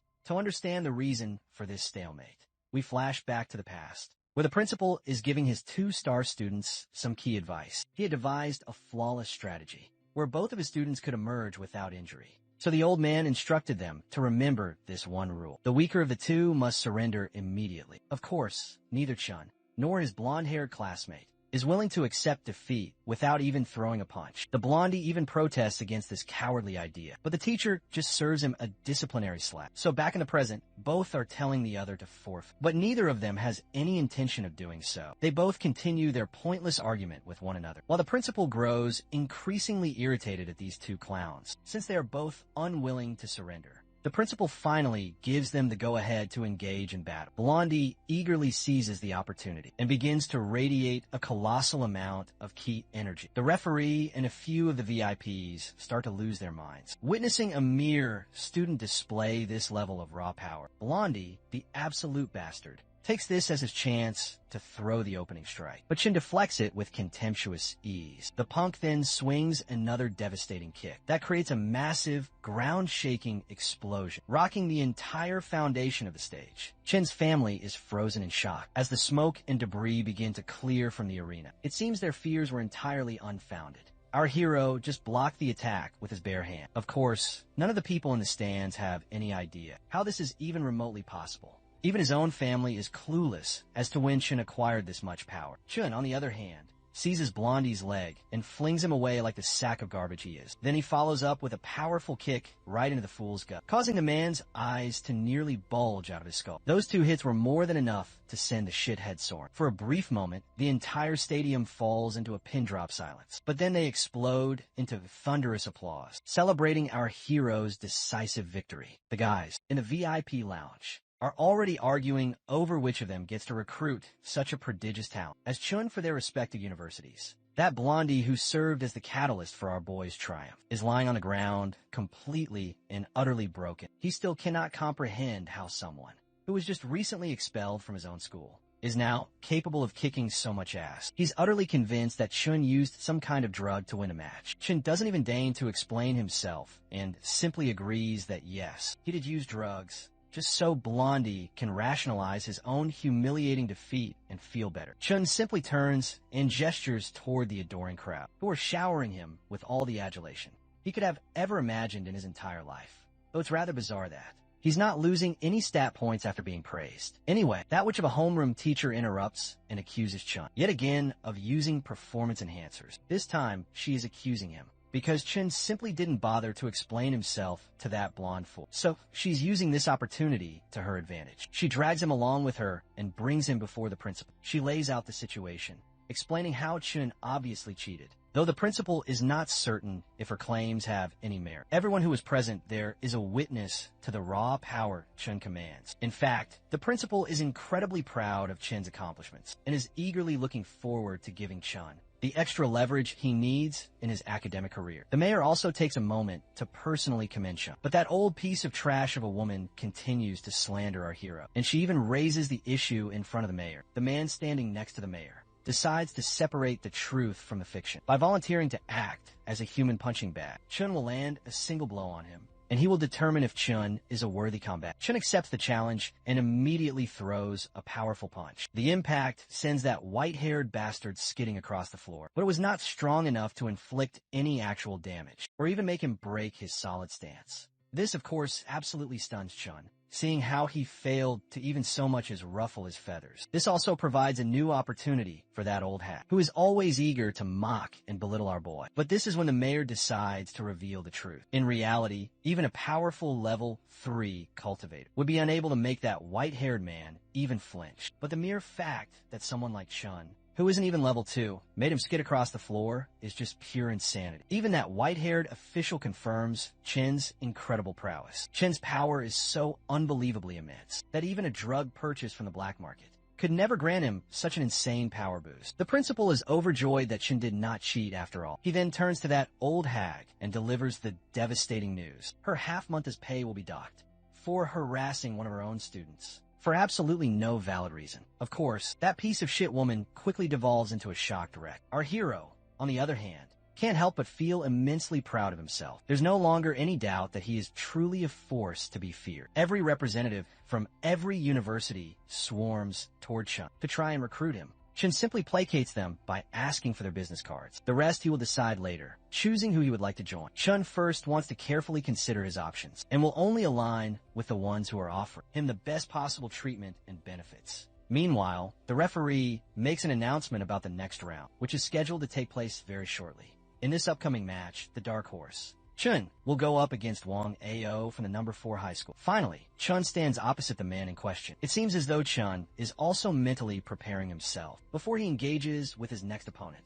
You see, number 4 high school is one of the most prestigious institutes in Qingqing City, and it boasts a large number of exceptional cultivators. So basically, Chun needs to be extremely careful to avoid any unnecessary humiliation. As the countdown to the match's start ticks away, Wang begins to unleash his terrifying power and pounces upon our boy. The very instant the clock hits 0, all that impressive display for absolutely nothing. That coward simply prostrates himself on the ground, groveling like the pathetic dog he truly is. Chun then decides to grant this fool the honor of a real fight, keeping their vast power difference in mind. He decides he will fight him using only a single hand, but it appears this piece of garbage is already dead set on surrendering, even if Chan were to decide not to move an inch during the battle. Our hero finally accepts the victory he has been handed and begins to casually walk away. Meanwhile, on the top floor of the stadium complex, a guy wearing glasses is trying to strategize how they're going to deal with Chun. His friends around him tell him to have a little more faith in the collective abilities of everyone present here. They feel confident because in the finals, it's all about pure combat strength, not just one's key energy level. Besides, it would be even more humiliating if a top-seeded player got their ass handed to them. The glasses-wearing guy then points out how Chun, whose key energy is only at level 0.7. Even though he's powerful, he's no match for them. After all, everyone in this room is level 1 or higher. The double ponytail girl among them notices something strangely familiar about Chun, but she can't quite place her finger on what it is. Later, the first group for the third round has been assembled, and the contestants have already been assigned and selected. In the crowd, we see that scumbag principal, who had our hero expelled from his original school. He is giving his student instructions on how to effectively fight Chin. Still, if she finds herself in a precarious situation, she should not hesitate for a second before surrendering. The young woman vows to do her absolute best. Her name is Wang Yu, assistant to the principal of number 2 High, and class monitor of Chun Yu's former class. As she makes her way into the arena, this trash principal is beginning to regret how he kicked out such a burgeoning talent like Chun. Meanwhile, it doesn't take long for Chun to recognize who his next adversary is. After Chin's expulsion, that which had the nerve to taunt him about, and smugly asked what he planned to do next. She was convinced he was just a degenerate who squandered his family's fortune. But in the present, that same arrogant which is now sweating profusely. Our guy is cackling like a child, absolutely thrilled that he has met her once again. To mess with her head, he throws all the invitation cards he got from the various institute representatives onto the floor. Then he begins to slowly pick up the cards again, pretending that he clumsily let them fall through his fingers. For a good few minutes, he continues to play games with her. He then turns his attention to the trash principal and taunts him by offering him a single cigarette. Our boy continues to trash talk this shit-ass principal, and it looks like Chin's taunts are finally starting to get under the bastard's skin. Predictably, the bastard of a principal starts bawling his eyes out. Anyway, he then orders his student to begin the battle. She acknowledges the command and assumes a fighting stance. With her power fully unleashed, she starts to circle our hero and then throws a devastating kick aimed at his face. The kick does absolutely nothing more than grant our guy another stat boost. Chun merely scoffs at her for her pathetic attack, and his insult crawls right under her skin. The trash principal is completely losing his mind, seeing that she, being at level 0.8, couldn't inflict any real harm. Chun then decides to demonstrate his own true power. First off, he knocks her off balance with some impressive acrobatics, and then slams the absolute shit out of her onto the arena floor. That bastard of a principal is losing his damn mind, witnessing the immense power that Chun is displaying. As far as he was concerned, Chun was a pathetic weakling who barely got by, with her down on the ground. Chun mocks her, taunting her that a class monitor just lost to a so-called pathetic loser. Meanwhile, the referee is left with his jaw hanging wide open. In his entire career, seeing someone defeat their opponent with just a single devastating blow is completely unheard of. Chin's mother is overjoyed while his sister is in absolute awe. The big hooter lady also wears a look of profound shock on her face. Meanwhile, the lady who absorbed the brunt of that attack is groaning in agony. Her brain literally short-circuits for a moment, as if it had to perform a 4-system reboot. Chun, however, hopes that this harsh lesson will finally teach her how to remain humble. The woman then collapses from complete exhaustion. And since our boy is a gentleman of culture, he doesn't forget his proper etiquette. He gently cradles her in his arms to carry her off the stage. The trash teacher from number 2 school is as furious as one could possibly be. My God then drops the woman unceremoniously to the ground, where she's completely knocked out and down for the count. Chun directs his attention toward the bastard principal and points out just how defective his teaching philosophies are. All this man teaches is how to torment the weak. Chun then presents the bastard with 2 choices. He can simply retrieve his student, turn on his heel, and get the hell out of there. Or he can teach him the legendary turtle shell technique. Of course, the bastard principal isn't prepared to accept either option, so he only responds with pure, unadulterated aggression. Our boy continues to taunt the shithead, getting completely under the principal's skin. Eventually, the principal scoops up his defeated student and begins to make his humiliated exit. While he may be leaving quietly now, rest assured that he will return seeking vengeance. Meanwhile, the principal of No. 7 School sneaks over to our hero and embraces him tightly with joy. The commentator then shifts his focus to the other ongoing fights. People are battling with incredible ferocity. Chin can tell that everyone who has made it this far is no joke. He's certain that once these matches conclude, the winners will be highly sought after by universities. But his principal reveals something completely different. This is only a tournament for today. Those who emerge victorious will be evaluated by the judges before they can qualify for the even more brutal finals. With all the matches now concluded, the commentator welcomes the chief examiner to the stage to announce the final tournament scores before he reveals the names of the victors. The baldy bastard makes it absolutely clear that if someone's name is not on the winner's list, it does not automatically mean they are losers. Anyone who managed to make it this far is, in fact, a winner by default. The teacher then begins to roll out all of the scores and starts announcing the names of the students who have been eliminated. The first disqualified student can do nothing but break down into tears. Many competitors are being brutally disqualified. Even Shin's own principal fears that they might get eliminated too. But thankfully, his mother and sister's fervent prayers pay off when Shin qualifies with spectacular flying colors, along with his proud parents. The other spectators are also ecstatic to see our hero win, and they erupt into a massive round of applause. Shin's stats even take a slight dip because of the audience's overwhelmingly positive attitude toward him. Our boy literally begs them to stop praising him so much. Suddenly, his gaze is once again drawn to his family on the sidelines, cheering wildly for him, and he waves back in acknowledgement. He also spots another rather unexpected spectator, that big hooter lady who, as per usual, flips him the middle finger the moment she sees him. The baldy bastard officially concludes today's tournament, now that the list of winners has been revealed. As a victor, Chun is awarded a special kind of wristband that will grant him access into the final rounds. All of the winners have received these special bands, and the baldy bastard gives them some additional instructions that they will be staying here for the remainder of the day until the finals officially begin on the following day. The wristbands act as a form of identity verification and as tangible proof that they are entitled to all the examination-related services during the finals. At this juncture, Chen has one extremely important question. The baldy bastard begins to sweat profusely, wondering what kind of profound question he might ask. After all, Chun is the only candidate who has performed better than anyone else. Turns out, this idiot just wanted to ask if he himself will be staying here. Then,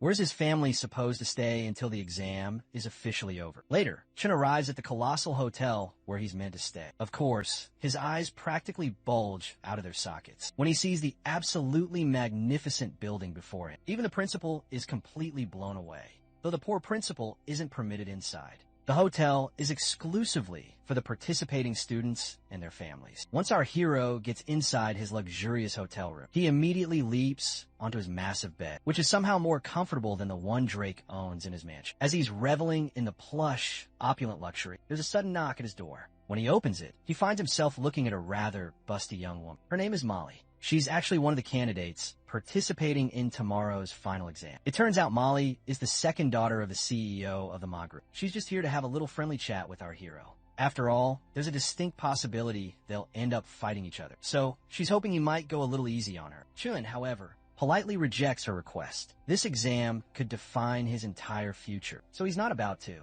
squander his final chance over some half-assed flirtation attempt. Naturally, the girl storms away in a huff, annoyed and in disbelief that her well-endowed charms didn't work on it. It's really starting to get under her skin. Chun just slams the door shut. He has enough to worry about already. Then there's another knock. He assumes it's that same busta woman, back to complain some more. But nope, it's his younger sister, who immediately embraces him as if she's trying to crack his ribs. Later, as both his mother and sister get comfortable in the living room, his family can't help but feel an immense sense of pride for what Chun has managed to achieve. That's when his sister accuses him of hiding a wealthy girlfriend. Because seriously, how else did he manage to enroll in number 7 high school? Before answering, he tells her to calm the hell down. To evade the question, he just reminds her that it's already dinner time and guides his mom towards the hotel's dining area. As the trio sits down at the table to eat, guess who makes another appearance? Yep, the busted chick, Molly. Chun is absolutely flabbergasted to see her pop up out of the blue, especially since he really doesn't want his sister getting the wrong impression. The girl explains that her own family isn't here and she's absolutely starved. She just came over to get something to eat before she faints. Though to be fair, she's not here to freeload without offering something in return. She has some juicy, top-secret intel to trade. She points to a girl sitting a couple of tables away. Her name is Bahuang Yao. Chun already knows exactly who she is, so he's not sure how this is supposed to be helpful. Hell, everybody knows she's the daughter of the prestigious Bahuang family. That's when Molly drops a more tantalizing detail. She's actually Yao's classmate. Apparently, Yao is super quiet, top of her class at the number 1 high school. But there are rumors that she doesn't get along with her family, and she has absolutely no one to cook for her here. That's the reason she's sitting over there all by herself. Oh, and most critically, she's still single and has never dated anyone. Since, Chun is way more impressive than the average guy. Molly believes he might actually have a legitimate chance, but our hero has zero interest in dating anyone right now. His sister agrees, saying it's good he's keeping his distance. She says the Bahuang girl looks like an underage kid anyway. As for Chin's mom, she's worried the girl is far too skinny to give birth to healthy children. Chun flat out yells at them to stop bringing up this bizarre dating subject. That's when everyone else in the dining hall starts whispering about Bahuang Yao, that the daughter of such a famous family is joined the common folk in the dining area. And above all else, she's sitting there all by herself, which is highly unusual. But then again, her father is a titan in the business world. It's not like he'd be here to cook a meal for her. Meanwhile, Chun is getting genuinely annoyed at how everyone is gossiping and making wild assumptions as everyone finishes their meal and leaves. While boasting about their parents' home cooking, Yao still sits there, utterly alone. That's when Chun begins to pack a lunchbox with leftover food specifically for the lonely girl. Once the dining hall is completely deserted and only Yao is left with tears streaming down her cheeks, our hero appears. He offers her the box filled with delicious food. He's not going to let someone starve to death like that. He insists that she should help herself. Naturally, she demands to know who the hell he is, but he just turns around and takes a seat in a nearby chair. He wants her to eat first, then they can talk. Meanwhile, Yao begins to feel like she recognizes this mysterious guy. She just can't quite figure out from where she's seen him before. Finally, she picks up the chopsticks and begins to satisfy her hunger. Once she's finished her meal, Yao expresses her sincere gratitude for the incredible food. Chun then pulls out a pack of cigarettes, ready to relax and blow off some steam. After all, nothing is more satisfying than letting out some smoke. After a truly good meal, only then does he permit her to ask any questions she might have. Yao brings up the terrifying incident in the space portal, where she was ambushed and knocked out by some thugs. But a mysterious stranger rescued her, and she's intensely curious to know who that stranger was. She recalls how, when she saw him in the contest earlier today, he reminded her a great deal of the man who saved her in the portal. His voice and manner of speaking seemed very familiar too. In the end, she dismisses all these thoughts with a hopeful smile, thinking she's likely just overanalyzing things. Chun, meanwhile, goes completely love-struck upon seeing her radiant smile. Damn, she looks absolutely stunning. Anyway, he continues their conversation by asking why she's been sitting here by herself all night. He wonders if her father is just running a little late, and that's why she hasn't received any food from him. Yao doesn't want to bother him with all the details, so she just implies that her father favors her older brother over her. The mention of her older brother reminds Chun of that Bahuang brat, who is tall, wealthy, handsome, and a top-ranking student at the prestigious capital university. Chun promises to help her out in any way he is able to if her father is being abusive towards her. Yao reassures him that is not the situation. It's just that in her father's eyes, she is not worthy of being his daughter. After all, she's currently a level 1 cultivator, almost on the cusp of reaching level 1.1. For some perspective, this is an insane level of power. Chun had worked his ass off and barely managed to reach level 0.7, even with his special curse buff. Yao suddenly rises, letting the fresh air caress her magnificent figure, then expresses her immense gratitude for the dinner. She says she will never forget his incredible act of kindness. As she walks away, Chun reciprocates her kind sentiment, but it turns out she was only being nice on the surface. Inwardly, she kind of despises him. Why, you ask? Because his system granted him a stat point for being insulted by her. The next day, the finals have arrived. The atmosphere is electric with energy as the commentator goes wild, announcing the match between Chun, Yu, and Molly, that same busty woman in the pink outfit. Whoever she may be, Chun doesn't care. He is more than ready to take her down.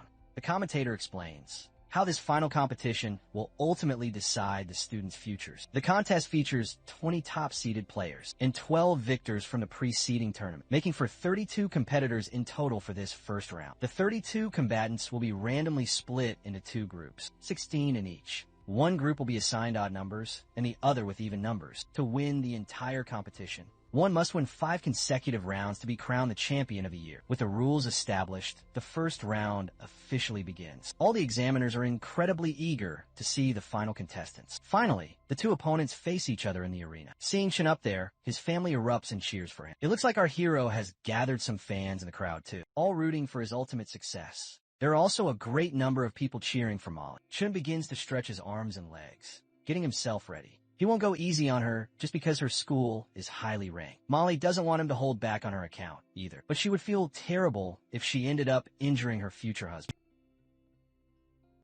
In her eyes, Chun is the epitome of an irresistible, devilishly handsome rogue, the ultimate fantasy she craves. She's utterly captivated by his sheer, untamed charisma. In fact, she's been watching his every move since the previous night, and is mesmerized by how he spent the entire night training. But oh, it wasn't training. Not in the way she thinks. His neighbors were engaged in a noisy clapping marathon, so our boy decided to enter the fray. He declared a one-man war of endurance, a true test of stamina. With nothing but a roll of toilet paper as his aid, he unleashed his one-eyed dragon, polishing his divine spear all night long. The result? A massive surge in his power stats by morning. One of his exhausted rivals complained about the sonic booms from room 22. They were certain Chun orchestrated the chaos, just to sabotage his opponent's rest before the final showdown. Chun simply scoffs at their pathetic endurance and turns his back, his Giga Chad energy radiating so intensely, it's almost a physical force. All the other men in the vicinity practically shrivel up from inadequacy. It's the first time they've witnessed a mortal with such legendary all-night stamina. And this, right here, is precisely why Molly is utterly smitten with him. Her deepest desire is to experience that legendary stamina firsthand. But it seems she was just trying to sweet-talk him, to lull him into a false sense of security. Because the moment Chun turns away, she unleashes a vicious slap. She then suddenly materializes her hat and swiftly places it on her head. No matter how handsome or brilliant he might be, she won't swoon for him unless he proves his worth to her in this tournament against her might. With that declaration, she charges at him once more, swinging with every ounce of her power. But Chun simply weaves under her attack, letting the blow sail harmlessly over his head. Then he raises his guard and effortlessly absorbs her flurry of strikes. Molly, refusing to yield an inch, executes a stunning acrobatic flip and lands directly in front of him, at last creating a perfect opening to launch a true assault. The crowd erupts, astounded by her fluid and deadly movements. Meanwhile, in the waiting chamber for number 1 high school, the principal is seething. He is desperate to see Chun eliminated. He cannot tolerate seeing anyone else dominate the rankings, aside from a student from his own prestigious school. On the other side of the stadium, Chen's mother is watching the match intently, quietly assessing Molly as a potential future daughter-in-law. She remarks that Molly's wide hips would certainly make for an easy childbirth. Back to our hero, Molly is now dangerously close. Her ample assets are practically pressing against his face. She sees him blush and seizes the split-second opportunity, unleashing a powerful punch directly at him. Not just one punch, but an entire, unrelenting storm of them. Each crushing blow grants our hero a surge of stat points. The audience is absolutely captivated, loving how she's forcing this low-level nobody onto the defensive. Chun, meanwhile, is having the time of his life. No, not because he's getting his ass kicked, but because he's reaping a massive harvest of precious stat points. Plus, those jiggling mountains are a very welcome bonus. Molly doesn't let up. Her fists continue to fly like light. Finally, she halts her assault, visibly drained after hammering him nearly 100 times. Yet Chun remains as cool and unruffled as a cucumber. Not a single scratch on him. Chun is having a blast getting beaten. It's basically a free deep tissue massage for his aching muscles. If only she had just kept going a little while longer. But now Molly gets deadly serious. She plays her trump card. She begins manipulating her hat. Chun is quick to notice this change and realizes that she's attempting to tag him with it. But Chun possesses reflexes like a ninja. There is no way he's going to let her touch him. According to her, it's her signature technique, a special skill she learned as a personal gift from Andrew Tate. Chun, of course, is furious. After all, using a weapon in the tournament is strictly forbidden. But then, that baldy of an examiner interjects and officially declares her cap to be headwear, not a weapon. Molly proudly holds up the cap, showing it off, explaining how it's just a simple piece of fabric. Apparently, the fabric is a rare material called Shiswu-E, only found in certain high-level space portals. It's incredibly precious, sold by the milligram, and typically used for advanced reconstructive surgery. Chun sees this trick for what it truly is. She's basically exploiting a massive loophole in the regulations. He calls her out on her devious, shady tactics, but the examiner couldn't care less. As far as he's concerned, she's completely in the clear. Molly, ever so grateful for the examiner's ruling, strikes once more. The speed of her cap is absolutely insane, but Chun matches her blow for devastating blow, dodging and weaving.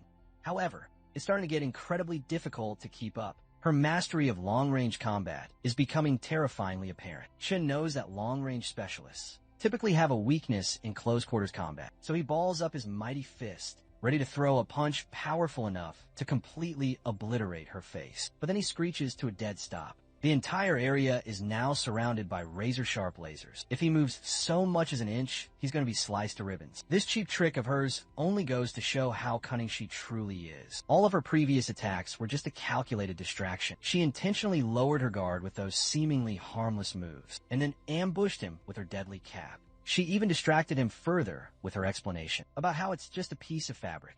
But it turns out that the cap, when infused with her key energy, is a truly lethal weapon. Now, Chen finally understands her real strategy. She's been secretly weaving her cap around, laying out a network of invisible threads throughout the arena, and controlling them with her immense key energy. The cap has become the nexus of a deadly web of energy, creating lasers that could easily slice him in half if he tries to force his way out of the trap. Molly smugly confirms his suspicions. Chen is annoyed, but hardly surprised. She's wealthy, powerful, and incredibly intelligent. She knows exactly how to exploit the rules. Molly reminds him that being rich is a form of power, too. She suggests that he simply surrender before she shreds him into pieces. She then casts a spell, immobilizing him completely. Chun cannot move a single muscle, and with that, the cap descends over his head as she severs all the energy threads. It appears that Chun has been checkmated. Even the examiners believe so. They are actually feeling quite impressed and proud of the incredible capabilities that number one high school is showcasing, which is exactly what one would expect from them. Meanwhile, the high-ranking officials from various universities are fighting amongst themselves, each trying to secure her for their own school. Then, Molly grabs our hero by the collar and begins to drag him along. In fact, she intends to drag him out of the ring and disqualify him. But it's that piece of shit woman who gets launched out of the arena, leaving everyone in the Coliseum in a state of dead, stunned silence. Totally in awe, the woman is completely and utterly bewildered. She cannot fathom how this is even remotely possible. It shouldn't be possible, especially with that accursed green hat still resting on his head. To provide some context, Chen takes us back in time to when they were in the heat of battle. It turns out there were no secret techniques involved. He simply grabbed the woman and yeeted her out of the damn arena, since he doesn't want to explain the method. He used to shatter her immobilization curse. He changes the topic and begins to mock her instead. Ultimately, the commentator bestows upon Chun the victory he has earned. He has officially conquered the first round of the finals. The principal is absolutely ecstatic to hear the announcement, and Chen's family reacts with the same unbridled joy. Meanwhile, the Big Hooter tobacco shop lady is watching this very tournament from the comfort of her own home. The commentator then announces the start of the second round. One of the next combatants is Bao Wang Yao, that lonely girl our hero shared his meal with. She walks with confidence towards the center of the stage, facing off against this bastard wearing glasses. Since his name is not worth remembering, let's just call him Four Eyes. Double. I can't help but throw some condescending sass at our girl. Yao isn't provoked in the slightest and is prepared to take on any foe. Chen has his doubts about whether she will be able to win this match, but the principal is certain that the Bahuang family is destined to take home the championship this year, considering all their influence and immense family power. Chen asks the principal if he knows anything about Bahuang, or rather, Bahuang Yao's older brother. The principal immediately spills all the details about her prestigious family. Her brother was the champion of the 2022 tournament, and he is now the president of the student union at the elite capital university. Chen says he's heard a lot about the Bahuang family, and that both Bahuang Yi and Bahuang Yao are truly exceptional students, though he says that's just to be expected from such a prominent family. Every family with a shred of influence is just like them, so it doesn't make sense why the Bahuang family gets so much special attention. The principal reminds him that the Bahuang family also possesses innate gifts, in addition to their insane family power, and their unique gifts are what truly set them apart from the rest. The principal reveals a small, dark secret about how the people of the Bahuang family once endured a tragic, brutal slaughter. But before he can spill any more juicy details, the commentator recaptures their attention as both combatants are engaged in an incredibly intense back-and-forth exchange. One wealthy spectator throws a jab at Yao's father, genuinely curious to see just how far the Bahuang family can truly go. The battle is unbelievably intense, with both opponents equally matched in power. Well, it seems I may have spoken too soon. The poor young woman ends up taking a ton of brutal kicks and blows. Right after I said that, this bastard finds a weak point in her defense and begins to mercilessly attack her. This absolute jerk is so determined to make it to the top 8 that he didn't hesitate for a second before beating on a poor girl. Meanwhile, the young women in the crowd are absolutely losing their minds, seeing this ugly bastard in action. According to the commentator, Yao is at level 1, while this bastard is at a staggering level 1.2, putting her at a significant disadvantage. So the commentator is certain that the Four Eyes spot in the top 8 is all but guaranteed. But Chen isn't convinced Yao is going to concede defeat that easily. As she lies there, beaten and bruised, her thoughts drift back to when her brother was crowned champion. His monumental efforts captured their father's attention. At that time, she truly looked up to her brother for what he had accomplished. That was the moment it became her lifelong dream, to earn her father's acknowledgement and respect. But that precious dream now seems to be slipping through her fingers. Her assistant suddenly rushes over to check on her condition. Of course, as long as Yao is still conscious, she has no intention of giving up. She is more than a match for this bastard. After all, she has waited her entire life for this competition, and she is not backing down without proving her own worth. The bastard believes that working so hard just to gain someone else's approval is utterly ridiculous. As far as he's concerned, it's all about taking pride in one's own individual strength. With those supposedly wise words, he lunges towards her again. But she does her best to hold her ground and goes toe-to-toe with him. Eventually, the bastard lands another incredibly hard punch, causing her arm bone to audibly crack. The strike is so powerful that she skids a few feet backward. The fact that this young man is fighting with all his might is because his father is in desperate need of a kidney transplant. So winning this prize money is absolutely non-negotiable for him. With that resolve in mind, he throws another punch. She swings her own punch in retaliation. And when the two incredible forces collide, both combatants are sent flying backward from the impact. It looks like she's ended up with both of her hands completely shattered. This bastard is also completely surprised by how she's able to withstand his overwhelming power. Finally, he unleashes his full power, his muscles bulging as his aura explodes around him. He starts throwing a relentless, devastating barrage of punches. Poor Yao can barely block these attacks with her shattered hands, but she has no other choice but to endure the pain. With one final, devastating punch, he sends her sliding far backward. He orders her to give up before he beats her even more severely, but Yao remains steadfast in her resolve and is absolutely unwilling to quit. Just because her opponent is a little too powerful, she awakens her inner Super Saiyan, and the sheer, overwhelming aura she emits sends that bastard flying backward. Chun is absolutely amazed to see this display of power coming from her. As far as he understands it, this appears to be the gift of the Bahuang family. In this world, they sacrifice their very life force just to gain more strength. It's actually remarkably similar to Chen's own curse. The more damage you take, the stronger you ultimately become. It looks like Chun has already figured out who is going to walk away. As the final victor, the lady takes her fighting stance and launches herself at the bastard. She throws a strike so absolutely devastating that his mouth literally explodes with a huge amount of blood, sending him flying clear across the entire arena. That single, incredible hit knocks him out of the fight, finally putting him down for the count for good. The young woman starts to collapse from utter exhaustion, but her assistant catches her mid-fall and congratulates her on securing the hard-fought victory. At the very last second, her supporters erupt in thunderous applause. Meanwhile, her father looks anything but pleased. He's utterly embarrassed that she had to resort to her family's trump card just to win a single, measly match. Cut to the treatment room, where the two beaten contestants are now resting. There, she sincerely apologizes to her opponent, especially since he desperately needed the prize money. But the guy isn't worried about it. With his current impressive power level, he can easily secure a high-paying bodyguard job and make more than enough to pay for his father's surgery. Still, she offers him her own scholarship, wanted to give him a chance at a brighter future and to help his sick father. In the hallway just outside the treatment room, Chun is deep in thought, pondering about Yao. He's genuinely concerned about her. She didn't hesitate for a single second to push herself to the very brink of death just to win. It looks like he's got a tough new opponent to deal with. The next day finally arrives, and it's finally time for the finals of the college entrance examination. Predictably, the two final contestants are Chun and Yao, who is already dead set on winning, no matter the cost. Her father, meanwhile, is still visibly disappointed in her. This guy is just absolutely impossible to please. Meanwhile, Chun has already devised a strategy for how to deal with her secret technique. His plan is to knock her out right from the very start, before she even has a chance to power up. Not to mention, her base power level is relatively lower than his, so she should be no match for him in terms of raw, brute strength. But it seems she has already anticipated his plan. She injures herself with her own razor-sharp claws, and when he kicks her, she deliberately blocks it with her hand. The kick only serves to boost her own power stats, increasing her strength even further. Of course, Chun is caught completely off guard. He did not prepare for this particular development.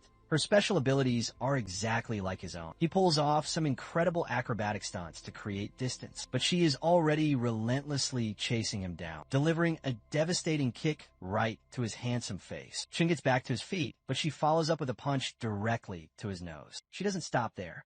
She continues to bombard him with a flurry of punches, each one increasing his own stats even further. The young woman relentlessly beats the hell out of his handsome face, but since he is gaining more power with every single hit, Chun is actually enjoying this quite a bit. He looks so damn charming while taking this brutal beating that Yao actually blushes for a split second. Chun uses this opportunity and strikes her with a powerful kick of his own. He relentlessly throws blow after devastating blow, eventually knocking her far backward.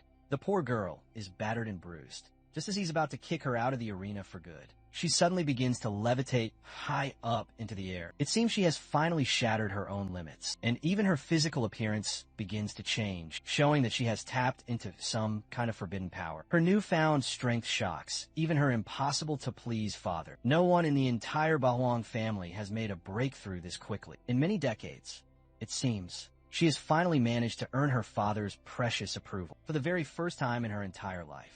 Her father now sees her as an absolute treasure for their family. Meanwhile, the woman high up in the air is simply throwing powerful energy beams without even moving so much as an inch. That's when Chun decides to use his Donald Trump card. He raises the tariff by grabbing her from behind, which causes her to blush intensely. He catches her off guard when he reminds her that she still hasn't repaid him for the food he gave her. That day, she vividly remembers the kind gesture. She is incredibly grateful for it, especially since he was the only source of light in her darkest hour. But she cannot afford to lose this final victory, not after everything she has sacrificed to get here. Chun reminds her that she's literally burning her own life away for this forbidden power. If she dies here, she won't be able to fulfill the promise she made. Yao's mind is singularly fixated on winning. She tosses him aside and retaliates with a powerful attack of her own. Chun quickly shields himself, but she is completely exhausted now. Finally, she begins to fall, spent from the intense fight. As usual, Chun catches the falling damsel. Just then, an interviewer rushes into the arena, excited that Chun has finally won the championship. But Chun is in no mood to celebrate his victory. He ignores the reporters and cameras completely. His only concern right now is the well-being of Yao, who is currently on the brink of death.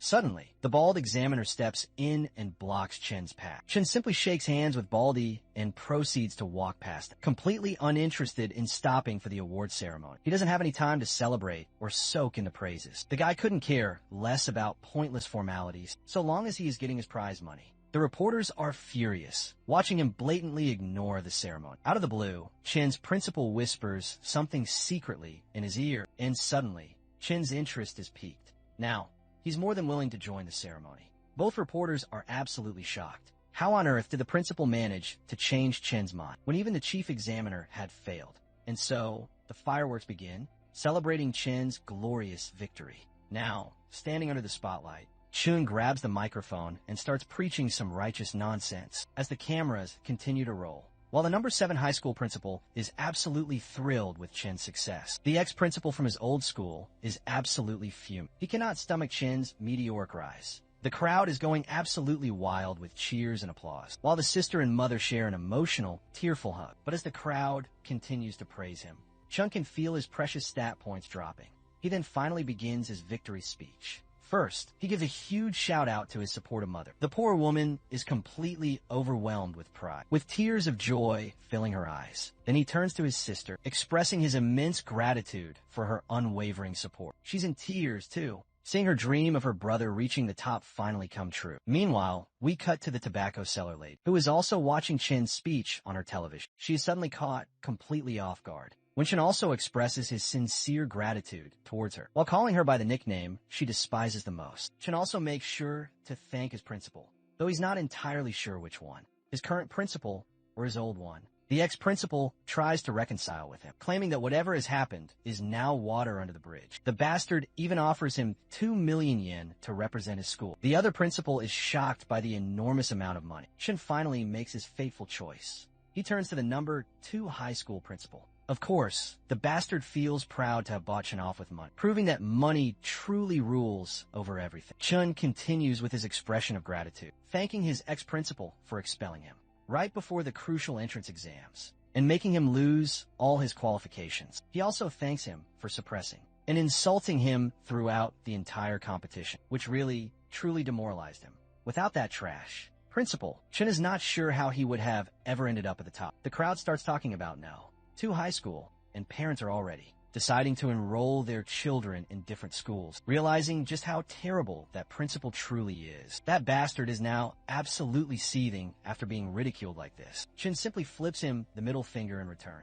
Meanwhile, Chun makes sure to express his genuine gratitude where it is truly deserved. He thanks the principal of No. 7 High School for discovering his hidden strengths and for taking him in as a student. The crowd starts talking positively about the low-ranked No. 7 High School, and the principal swells with immense pride. Reporters swarmed the principal, begging for an interview. Chun finally sits back, relishing the glorious moment of his victory. In the present, outside the medical ward, Chun is eavesdropping, trying to learn about Yao's critical condition. Yao's father is there, begging the doctor to save his daughter's life. The doctor delivers the devastating news. She can only survive if her spiritual sea is destroyed, and her key energy completely and permanently drained. But of course, this power-hungry father doesn't want her to lose, the very thing that makes her valuable. In his eyes, she outperformed all the other members of the Bahuang family today, and he wants to see her reach even greater heights. At this, Chun bursts furiously into the room, absolutely pissed off to see this trashy excuse for a father, willing to risk his own daughter's life just for the sake of power. He doesn't let the bastard utter another single word, and punches him hard right across the face. A while later, Chun is back in his bed, his mind completely preoccupied with the thought of Yao dying. He can't sleep, his thoughts spiraling out of control. Then a crazy idea suddenly strikes him. He remembers the strange circuit board things he acquired from the spaceport. The USBs hidden inside those motherboards contain secret, encrypted data, and he's certain they might hold the key to helping Yao survive. So he calls that big busted lady, Molly, asking if she knows anyone skilled in hacking or data decryption. It turns out she knows exactly who can help. The following day, Chun arrives at Molly's luxurious residence, where a group of busted maids greet them with grace and utmost respect. It seems Molly's older sister is the one who can help him. As fate would have it, Molly's sister is already a huge fan of Chun. After all, he possesses a 20-centimeter long cucumber, and just the thought of it is making her drool. Her name is Mei Yen, and she is older than Molly. Inside her room, she has already planted a secret camera to capture every single moment with Chun. Molly and Chun enter the room, overhearing her thoughts about him, which is incredibly embarrassing for her.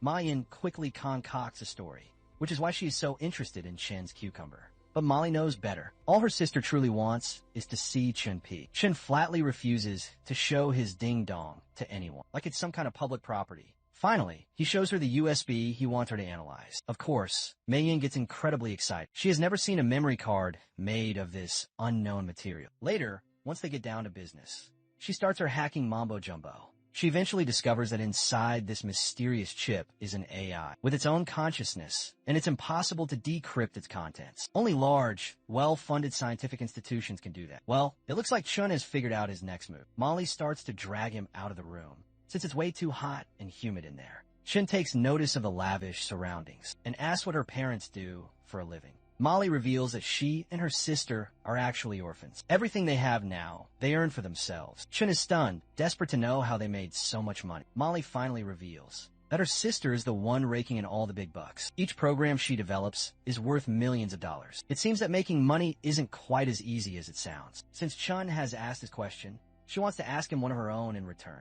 Why does he want these top secret files cracked? Chun couldn't care less about revealing any of the details before he gets his hands on the actual data. She then steers the conversation in a completely different direction, teasing him about how he's going to take her out to a fancy dinner and then lure her into his bed. But she's more than willing to skip all the pointless formalities and go straight to the main event. Chun also gets into the mood when she gets extremely close, just as they are about to share a passionate kiss. The big sister suddenly ruins the intimate moment by popping up out of nowhere. It looks like the big sister has finally cracked the encrypted files, and these files actually contain a complete and detailed set of annotations for human genes. She's going absolutely insane just thinking about it, imagining a day when humans finally crack all the secrets of Genesis. If that ever happens, the only thing awaiting humanity is the evolution of the entire human race. Chin knows exactly how significant this discovery is. There's no doubt these files are incredibly, unbelievably valuable. They could be the single greatest discovery ever found inside the space portal of Qingcheng City. Governments all around the world would absolutely do whatever it takes to get their grubby hands on it. So he absolutely must not let anyone else get a hold of these files. Mayan further reveals that along with the gene files, there's something called the resurrection potion. It can't actually bring a dead person back from the grave, but it can dramatically optimize human genes. With enough proper nutrition, any injury can be instantly healed. Chun is stunned by this revelation, wondering if something like this can even exist. Later, Chun can be seen burning the secret files he received from Meiyan. He's already regretting ever involving her in this, as she now knows about the immense potential of the flash drives he possesses. But he had no other choice but to rely on her expertise. After all, if he doesn't figure something out very soon, Yao will definitely die from a catastrophic system failure within just 10 days. After tearing the important papers into tiny pieces, he makes sure to flush them down the toilet. According to the information he found inside, the miraculous potion is located in Area B. He is incredibly relieved that only he knows about this critical secret. Otherwise, mine might have already gotten her hands on that potion. We then cut to the dangerous space portal, where Chun is running as fast as his legs can carry him. Suddenly, he notices that both Molly and Mayan are following him. He ramps up his speed, leaving the two women far behind in his dust. Now that both of the sisters have been exposed, they decide to chase after him with everything they've got to try and get the potion before he does. Along with the two sisters, they also have their army of maids with them. Chun, on the other hand, to comprehend his godlike speed, we must rewind. Chun had mainlined a forbidden, toxic elixir, a substance he harvested from the space portal, forged from the cores of those shattered cosmic orbs. The moment the poison hit his veins, his power stats erupted, a torrent of euphoric energy flooding his very soul. Now, he possessed the might to effortlessly crush a level 2 cultivator, like it was nothing. Suddenly, the pursuing women halted their chase, because Chun had just breached the most lethally contaminated zone. To venture any deeper would be a guaranteed suicide mission. The maids were already reeling from the searing kiss of radiation. But Molly scorned them as pathetic weaklings for faltering, for only making it this far. Well, karma struck as she stumbled, her own body buckling under the radioactive surge. Chin finally exhaled, a sigh of profound relief. He had finally shaken off those relentless pursuers. He refocused his entire being on the prize, the place known as Area B. But even after an exhaustive search of the ruins, he had found absolutely nothing. Then, his eyes locked onto one of those familiar orb-like things hovering nearby. He cautiously drew closer and began tapping it, try to elicit some kind of response. But there was no reaction. Frustrated, he unleashed a punch against the wall to his left. It turned out the very wall he struck was, in fact, a secret gateway. He immediately stepped through. Once he ventured far enough, a blinding, holy light assaulted his vision. Before him lay a scene of utter, apocalyptic chaos. One of the wrecked vehicles bore a Chong City license plate, a detail that sent a shockwave through him. He also spotted another one of the mysterious orbs. It appeared broken, yet it was still faintly moving. He walked toward it and asked the cryptic sphere for directions to Area B. The sphere responded, which was an even greater shock. It spoke in an ancient tongue, English. But before Chun could get his answer, the sphere began to flicker and malfunction once more. Chun was terrified. He started bouncing the orb up and down, desperately trying to keep it alive. Then, a busty warrior materialized from the shadows. Her gleaming katana pointed directly at his throat. This place was, in fact, a parallel dimension to Chong City, and this woman seemed intimately familiar with its secrets. She demanded to know his identity. Chen introduced himself as a harmless and unassuming French tourist. The woman, however, was skeptical that he was even human. She tossed her sword high into the air, and it came plunging down, lodging itself deep into her own head, proving that she was no mere mortal. Chen's mind screamed with red alerts, and he instantly created a massive distance between them. Now that she had proven she wasn't human, she demanded that he prove that he was. She began scanning his body, and her internal systems confirmed it. Yes, he was human. Chun then took a mighty leap into the air and tried to strike her down with all his might. But the woman simply sidestepped, and poor Chun ended up smashing into a hard metal pole, the impact causing so much agony that he crumpled to the ground. The woman, on the other hand, began hailing him as a master human and decided to introduce him to her direct superior. The man in question suddenly appeared on her system's display window. The woman first gave her superior a status report, saying, "This individual refuses to return to the designated safe zone." The big cheese then bowed his head in a gesture of respect towards Chun. He sincerely implored Chun to get to the safe zone, as he did not wish for a human being to be harmed unnecessarily. Chun had absolutely no idea what was happening, so the only thing he did was bolt out of there. He was certain that no one could possibly match his speed. It turns out he was dead wrong. This woman was literally matching his pace, without even breaking a single sweat. She once again warned him about the grave dangers that lay ahead. According to the data stored in her system, humans are incapable of facing these enemies alone, and the probability of death is a staggering 100%. She then called out to her multiple clones, surrounding him completely from every possible angle. She did not want him to remain in this dangerous place, and desperately wanted him to get to Area B immediately. The mere mention of Area B captured Chin's full attention. After all, it was the very same place where the legendary resurrection potion was located. With that, he finally began to walk alongside her. Chin was hoping that Area B was just right around the corner, because he was already completely and utterly exhausted. Then the girl dropped the absolute bombshell. Area B is actually located on the surface of the moon. That journey is going to take at least a few dozen days to complete, and he simply doesn't have that much time. Chin spins around in pure happiness when he hears it will only take 22 hours at the very best. Later, they arrive at a location where a colossal spaceship is docked, with a gargantuan robot standing guard. The robot appears to be spouting complete and utter gibberish, making Chun believe it's just simply malfunction. The android lady advises him not to underestimate these killing machines. In a single blinding flash, she draws her sword and slashes the robot down. While she's engaged in combat with the massive robot, Chin finds himself surrounded by multiple other hostile bots, with all of her clones already destroyed. The android lady decides to come to his aid, but Chin tells her to stand down. She is only going to make things more difficult for him. The android's concerns are perfectly legitimate. If those bullets were to hit Chun, he would definitely end up with a few extra unwanted holes. The mechanical monsters charge up their weapons, ready to fire upon Chun. He, on the other hand, draws his own mighty sword, makes a lightning-fast dash, and completely obliterates those androids in just a single split second. The android lady is left with her jaw hanging wide open in utter awe. Chin begins to throw a furious tantrum, demanding to know why these androids wanted him dead when she views him as the supreme human. The android finally reveals that these particular robots were created by aliens with the sole purpose of eradicating all humans. She, on the other hand, is a creation of the humans who have already escaped to the safety of the moon. Chun begins to scan the area, hoping to catch a fleeting glimpse of these mysterious aliens. But there is no one else in sight. She then reveals that these aliens are unable to adapt to the bacterial environment on planet Earth. As soon as they set foot on Earth, they were forced to retreat underground. Chin finds it deeply ironic that the aliens went underground, while the humans fled to the moon, leaving their cyborg creations to fight each other on the surface. Anyway, he decides to continue their perilous journey to the moon. She directs his attention to the battleship they will be riding in. Once they are inside, the battleship tears through the atmosphere at supersonic speeds. During their voyage, Chun decides to gather some vital information about the moon before they land. He asks her how many humans currently reside in Area B. Well, the android lady doesn't seem to have any information, because cyborgs are strictly forbidden from entering Area B. Chun is clearly and utterly disappointed to hear this news, so much so that he even gains a stat point just for being disappointed. He then asks her how strong the humans are on the moon. Once again, she doesn't have any specific details because she has never actually met any humans, only learned about them from the data in her memory banks. Once again, Chun is thoroughly disappointed.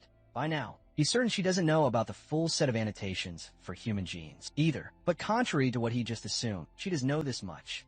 Of course, Chun lights up like a delighted child, while the android reveals that it's the name of one of the top secret files in her database, and it is now archived deep within Area B. Chun then wonders if the humans have ever actually used it. The android responds with a negative, explaining that it is something produced by an alien civilization. So there's a very high probability that it's a trap they have set on purpose. If those files are handled carelessly, it could irreversibly contaminate the human gene pool. Chun, finally ready to ask the big question he's been dying to know, asks about the legendary resurrection potion. But before she can provide an answer, their spacecraft is suddenly attacked, and emergency sirens begin to blare. They're up against a hostile enemy warship, and a massive barrage of missiles is already heading directly their way. She grabs him and rushes him out of the main area of the spaceship, telling him that they have only 30 seconds before those mass annihilation missiles make impact. The countdown ticks away as they run for their very lives. She leads him to this giant mech-like thing and throws him directly inside of it. Chun lands in the pilot's seat, surrounded by a million incomprehensible buttons and levers, completely clueless as to how to operate this complex machine. At that very moment, the android girl jumps in too, with Chun now seated directly behind her, thoroughly enjoying the magnificent view of her peachy outlines. The missiles are closing in terrifyingly fast, but thankfully, they launch from the ship in the robot just in the nick of time. The ship is completely obliterated by the missiles, leaving behind nothing but a smoked-out spaceship engulfed in roaring flames. A little later, Chun finally lays eyes on the moon's surface, with some personnel already stationed there. It turns out this is the combat unit in Warzone B5. The robot lands, although it's a bit of a rough land. The soldiers on the ground immediately scramble to their feet in order to show their profound respect. The gate opens, only to reveal Chun, with his dragon stuck deep inside the lady's pitch-black den. The guy is clearly enjoying himself immensely, and even the soldiers can't help but drool at the glorious sight. Anyway, the senior officer among them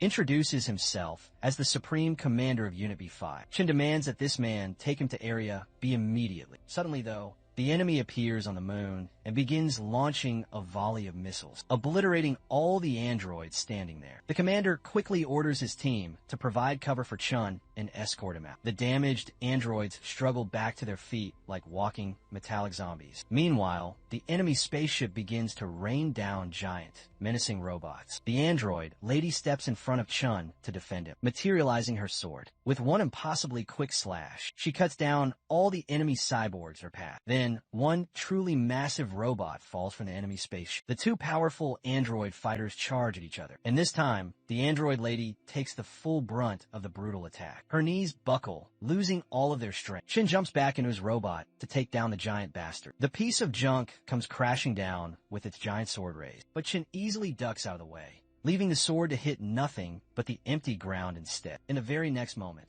Chun manages to sever the enemy's head in one swift, decisive strike, seeing their master fighting with such incredible determination and bravery. All the androids get back to their feet, guns in hand. The android lady, not wanting Chun to fight all alone, chugs down a potion, which heals her grievous wounds instantly, as if nothing had ever happened to her.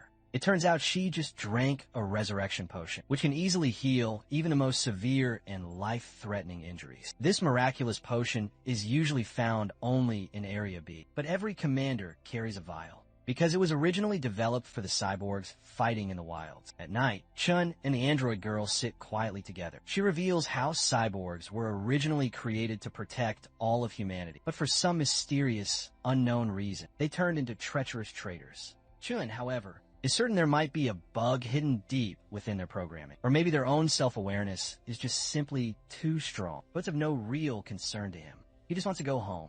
After all, he's already obtained the resurrection potion he came all this way for, so there's absolutely no reason to risk his life unnecessarily. Chun then suggests that she come back home with him. The lady explains that cyborgs are strictly forbidden from entering human settlements. Chun, however, clarifies that he's not talking about the moon's Area B, but another human-inhabited area where there are no such restrictive rules. She can simply stay at his house. His mother is an incredible cook, and while his sister might be a little bit of a chatterbox, it's only when she's talking to him.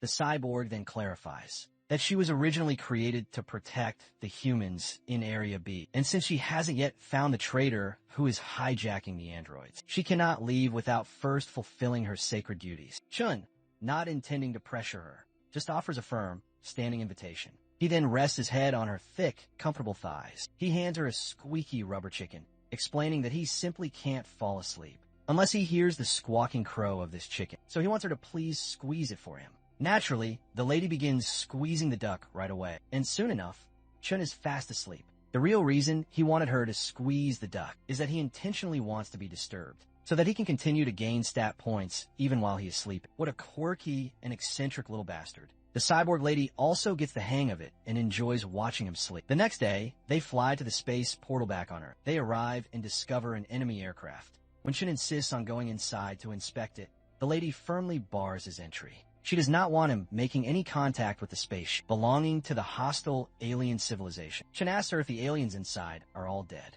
As far as she knows, they might still be very much alive because there are still active signals from the server that controls the robots that attacked them. Chen suddenly gets extremely excited and asks her if she knows where that server is located. She reveals that it's in an old, abandoned space facility, 10,000 meters directly below this one. Our hero feels smug, since he can enter this place, while she's afraid to go inside, because she is a cyborg. Humans are not conductive to electrical signals, so he plans to go inside and shut it down himself. But as soon as he steps forward, he is shocked to his very core the moment his foot touches a hidden laser trap. The lady is deeply concerned for him, but Chen only feels like he's floating high up in the clouds. As all the delicious stat points pour into him, he starts dashing through the deadly laser grid, taking damage while racking up an insane amount of stat points. Finally, Chun disables the power grid and the deadly lasers vanish, clearing the way for the grateful cyborg lady. They continue walking, and soon, they come across a complete and utter nutcase who claims to be the chief commander of all the cyborgs. The android lady refuses to believe a word of it as far as she is concerned. Commander Origin is currently on the lunar space station, but this guy keeps on talking, boldly claiming that he is here, and that he and the commander on the lunar station are one and the same. The lady quickly draws her sword and points it directly at her supposed commander, accusing him of betraying every single one of them. But the commander drops an absolute bombshell. He hasn't betrayed anyone at all. His true creator is the very alien creature they have been fighting. Now, being the creation of an alien, he plans to completely eradicate all human beings. He's already eliminated everyone on the moon, and has been planning this conquest for a very long time. Soon, he will eliminate the out-of-control robots and become the supreme ruler of the entire world. He then walks menacingly toward Chun, exuding an insane amount of raw energy. Chun takes his stance, ready to engage in this epic back and forth. But before he can do anything, that lady backstabs him quite literally. It turns out she didn't actually betray him. She's being manipulated by this bastard who is holding her control doll, since she's within his control radius. He can hijack her cyborg body and use it for his own nefarious purposes. As she retracts her bloody sword, she begs Chun to run as far away as he possibly can. But suddenly the massive gate slams shut, leaving Chun with absolutely no way to escape. The bastard wants to make her kill the very human she regards as a god, just to prove how truly pathetic humans are. Chun lunges furiously at the bastard, but he quickly moves so incredibly fast that he dodges the incoming blow with contemptuous ease. The bastard then uses the android lady as a human cushion, and she ends up taking the full force of Chen's next attack. He reveals that what he used was instantaneous teleportation, not simple speed. Even if Chen manages to catch up to him, he'll just use the android lady as his personal defense. Chun decides to change his overall strategy. He walks up to the android lady and simply asks her to take back control of her own body, for his sake. She's sweating, trying her absolute best, but failing. Chun continues to strongly encourage her, and eventually, she pushes past his control and severs the wavelength that was hijacking her body. In the very next second, she draws her mighty sword against the bastard. But the bastard intensifies his mental control, causing her to fall under his command once again. The digital threads controlling her are far too overwhelming for her to handle on her own. Eventually, she's fully and completely under his control. This bastard is proving to be a real, insufferable drag to deal with, especially with his annoying teleportation skills. The android lady charges at Chin once again, but he does his best to gracefully dodge, narrowly avoiding every single deadly blow. Chun tries desperately to snap her out of it, but she doesn't seem to be aware of him at all. Finally, she strikes him hard in the back, with enough force to make his blood spill absolutely everywhere. But this is when she finally snaps out of the bastard's cruel control. The android lady begins to exude an aura so incredibly powerful that even Andrew Tate himself would feel ashamed. She looks so incredibly fierce that even Chun and that bastard over there begin to panic. It turns out she has just activated her self-destruct mode. She would much rather die than take her beloved master's life. As her very body burns away, she walks slowly toward Chun, telling him to grab her. As soon as he does, she transforms into this magnificent high-tech katana. Chun unsheathes the powerful blade and dashes with godlike speed, slicing that bastard into two perfectly equal pieces. But before the bastard could be completely and utterly incinerated, he transfers his consciousness into a new body, located on the distant lunar space station. He issues a chilling warning before completely vanishing from sight. Chen doesn't hesitate to throw a taunting jab of his own. He's more than ready to destroy these so-called aliens, along with all of these trashy bots. Suddenly, the spaceship begins to shower Chun with a torrent of acidic rain, burning him. Of course, this only gives him the much-needed stat boost that he deserves. Seizing the golden opportunity, he literally begins to gather all of this poisonous, toxic stuff, as if it were some kind of incredible immortality elixir. A while later, he finds himself back at the tobacco lady's familiar shop, looking absolutely and completely tired from life. She then complains about how the space portal in Chingchong City sucks, and suggests that he check out Mount Rolla, the space portal with the highest entry fee in the entire country. Chun accepts the proffered invitation card, though he still hasn't decided if he really wants to go there. After all, he just spent his entire day fighting in the space portal, and his body is begging him for some well-deserved, uninterrupted sleep. Getting back to business, Chun reflects on how his recent trip to the space portal proved to be quite rewarding, as he managed to salvage 2 full bottles of valuable poison, which is more than enough for a massive key energy enhancement. By the way, the heroic android lady's name is BB, since she's currently in the form of a katana. Chun decides to keep her around until he can find a cure to turn her back into her original cyborg form. He currently possesses 2 vials of the resurrection potion, one for his beloved sister and one for the brave Baowang Yao. A wide Cheshire cat smile spreads across his face, just thinking about all the cash he's going to haggle out of the wealthy Bahuang family in exchange for this life-saving potion. The very next day, he arrives at the Bahuang family's grand mansion. The building is so extravagantly massive that he is left completely awestruck. Although he knew that the Bahuang family was incredibly rich, they seem to be even wealthier than the already rich Mali family. And this is only their house in the city of Qingcheng. He can't even begin to imagine how extravagant their main residence must be. In the capital city, Chen finally meets the patriarch of the family, who doesn't waste any precious time with pointless pleasantries and wants to immediately confirm if he actually has the stuff he is claiming to possess. Chen simply responds with a confident yes. The two get into some intense negotiations, and after a lot of back and forth, like true men of business, they finally settle on a price of 6.5 million. Of course, the family head is absolutely losing his mind after encountering such a hardcore negotiation for the very first time in his entire life. In the end, the head receives the precious potion he so desperately desired, while Chin gives him some extremely detailed instructions on how to use it. The doting father makes it crystal clear that if this turns out to be a scam, Chin is going to find himself in some very deep trouble. The assistant decides to take Chin along with him to deliver the transaction money. Once Chun has gone, the shady father suggests to this other shady guy to split the precious potion into 2 equal parts and inject only half into his dying daughter, while saving the other half of it for their own experiments. Then we cut to Mayan's advanced computer room, where a secret agent is reporting to Mayan about Chin's last known whereabouts. She also reveals that he seems to have gotten his hands on something incredibly valuable at the space portal, which only further piques Mayan's intense curiosity. Cutting back to Chun Yu's bedroom, Chun grits his teeth in frustration because he can't witness the full effect of the resurrection potion firsthand, so he is very reluctant to give it to his own sister.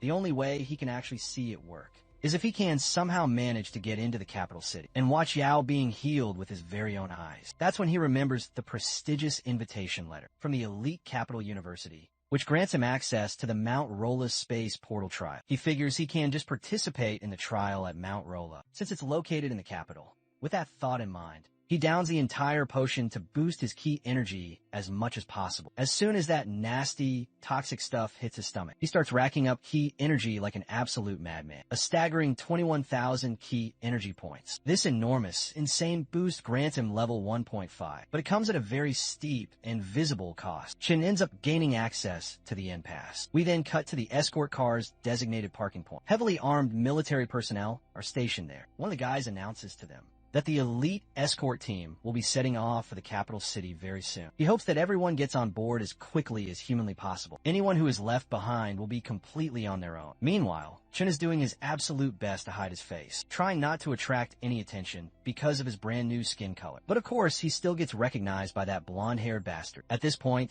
the only thing Chen can do is regret his incredibly hasty decision from back then. That stuff he took was 10 times more toxic than a classic venomous bitch, so it's really no surprise his body couldn't handle it all at once. And so, our boy ended up earning the coveted end pass. His busted tobacco friend is also completely shocked when she sees the other, darker side of Chun.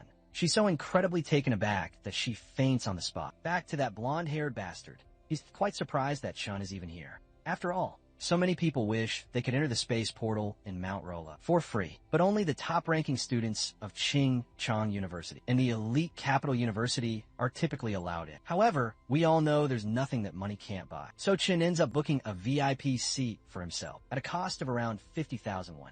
To put that into some perspective, 50,000 won is basically 5 months' salary for an average person. In this exclusive package, Chin will receive protection from top-tier, high-level cultivators. Once he boards the transport vehicle, he attracts plenty of unwanted attention because of his prominent skin color. To avoid any more unwanted eyes, he decides to take the very last seat. At the very back sits Duan Yi, the top scorer in all of Ho City. Duan Yi is out here having the absolute time of his life, drinking heavily with his long legs stretched all over the place. Chin simply requests that he retract his long legs just a little bit. This dude, being a huge drug enthusiast, demands a very specific type of drug as a condition for Chun to sit there. Though Chin doesn't have exactly what Duan Yi is asking for, he offers a powerful alternative. A drug that's even better when it's consumed with alcohol. Duan Yi accepts, and as a result, Chin not only secures himself a comfortable seat, but also gains himself a good travel partner. Duan Yi then introduces himself properly to Chun. As we already know, his name is Duan Yi, the top-ranking scorer in all of Ho City. Chin recalls how the entire city of Ho was completely destroyed, and Duan Yi confirms it shortly after. That same blonde-haired bastard arrives, revealing that Duan had to take the exams in the nearby Shiju city, meaning he's actually the top scorer in that city, because of his sheer stubbornness. The Shizhou Education Bureau didn't give him the cash award he rightly deserved. Duan is incredibly proud of where he was born. His heart will always belong to the fallen Ho City, no matter where he happens to live in the world. Chun then introduces himself, casually mentioning he's the top scorer of Qingqing City. Hearing this, Duan becomes absolutely enraged and aggressively grabs Chun by the collar. As far as he is concerned, it's probably the people of Qingchong who did something shady to make the beast tide suddenly change its direction and target Ho City.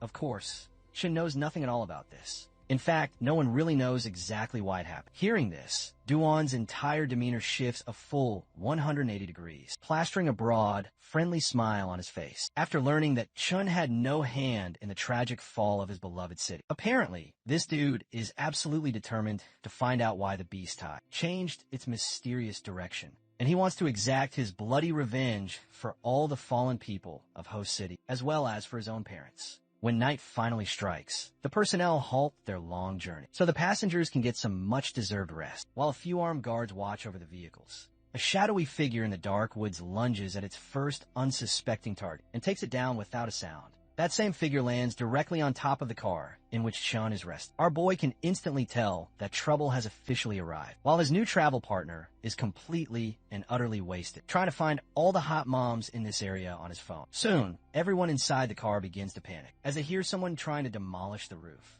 Apparently, there's a massive helicopter overhead that hoists Chin's car up and takes off. Inside the helicopter is a red-headed bastard, wielding a massive, terrifying chain gun. His dark mission seems to be to hunt down talented, young individuals, in order to instill a deep sense of despair in the common people. His true intentions are still unclear, but he wants the common folk to feel utter despair and crippling fear.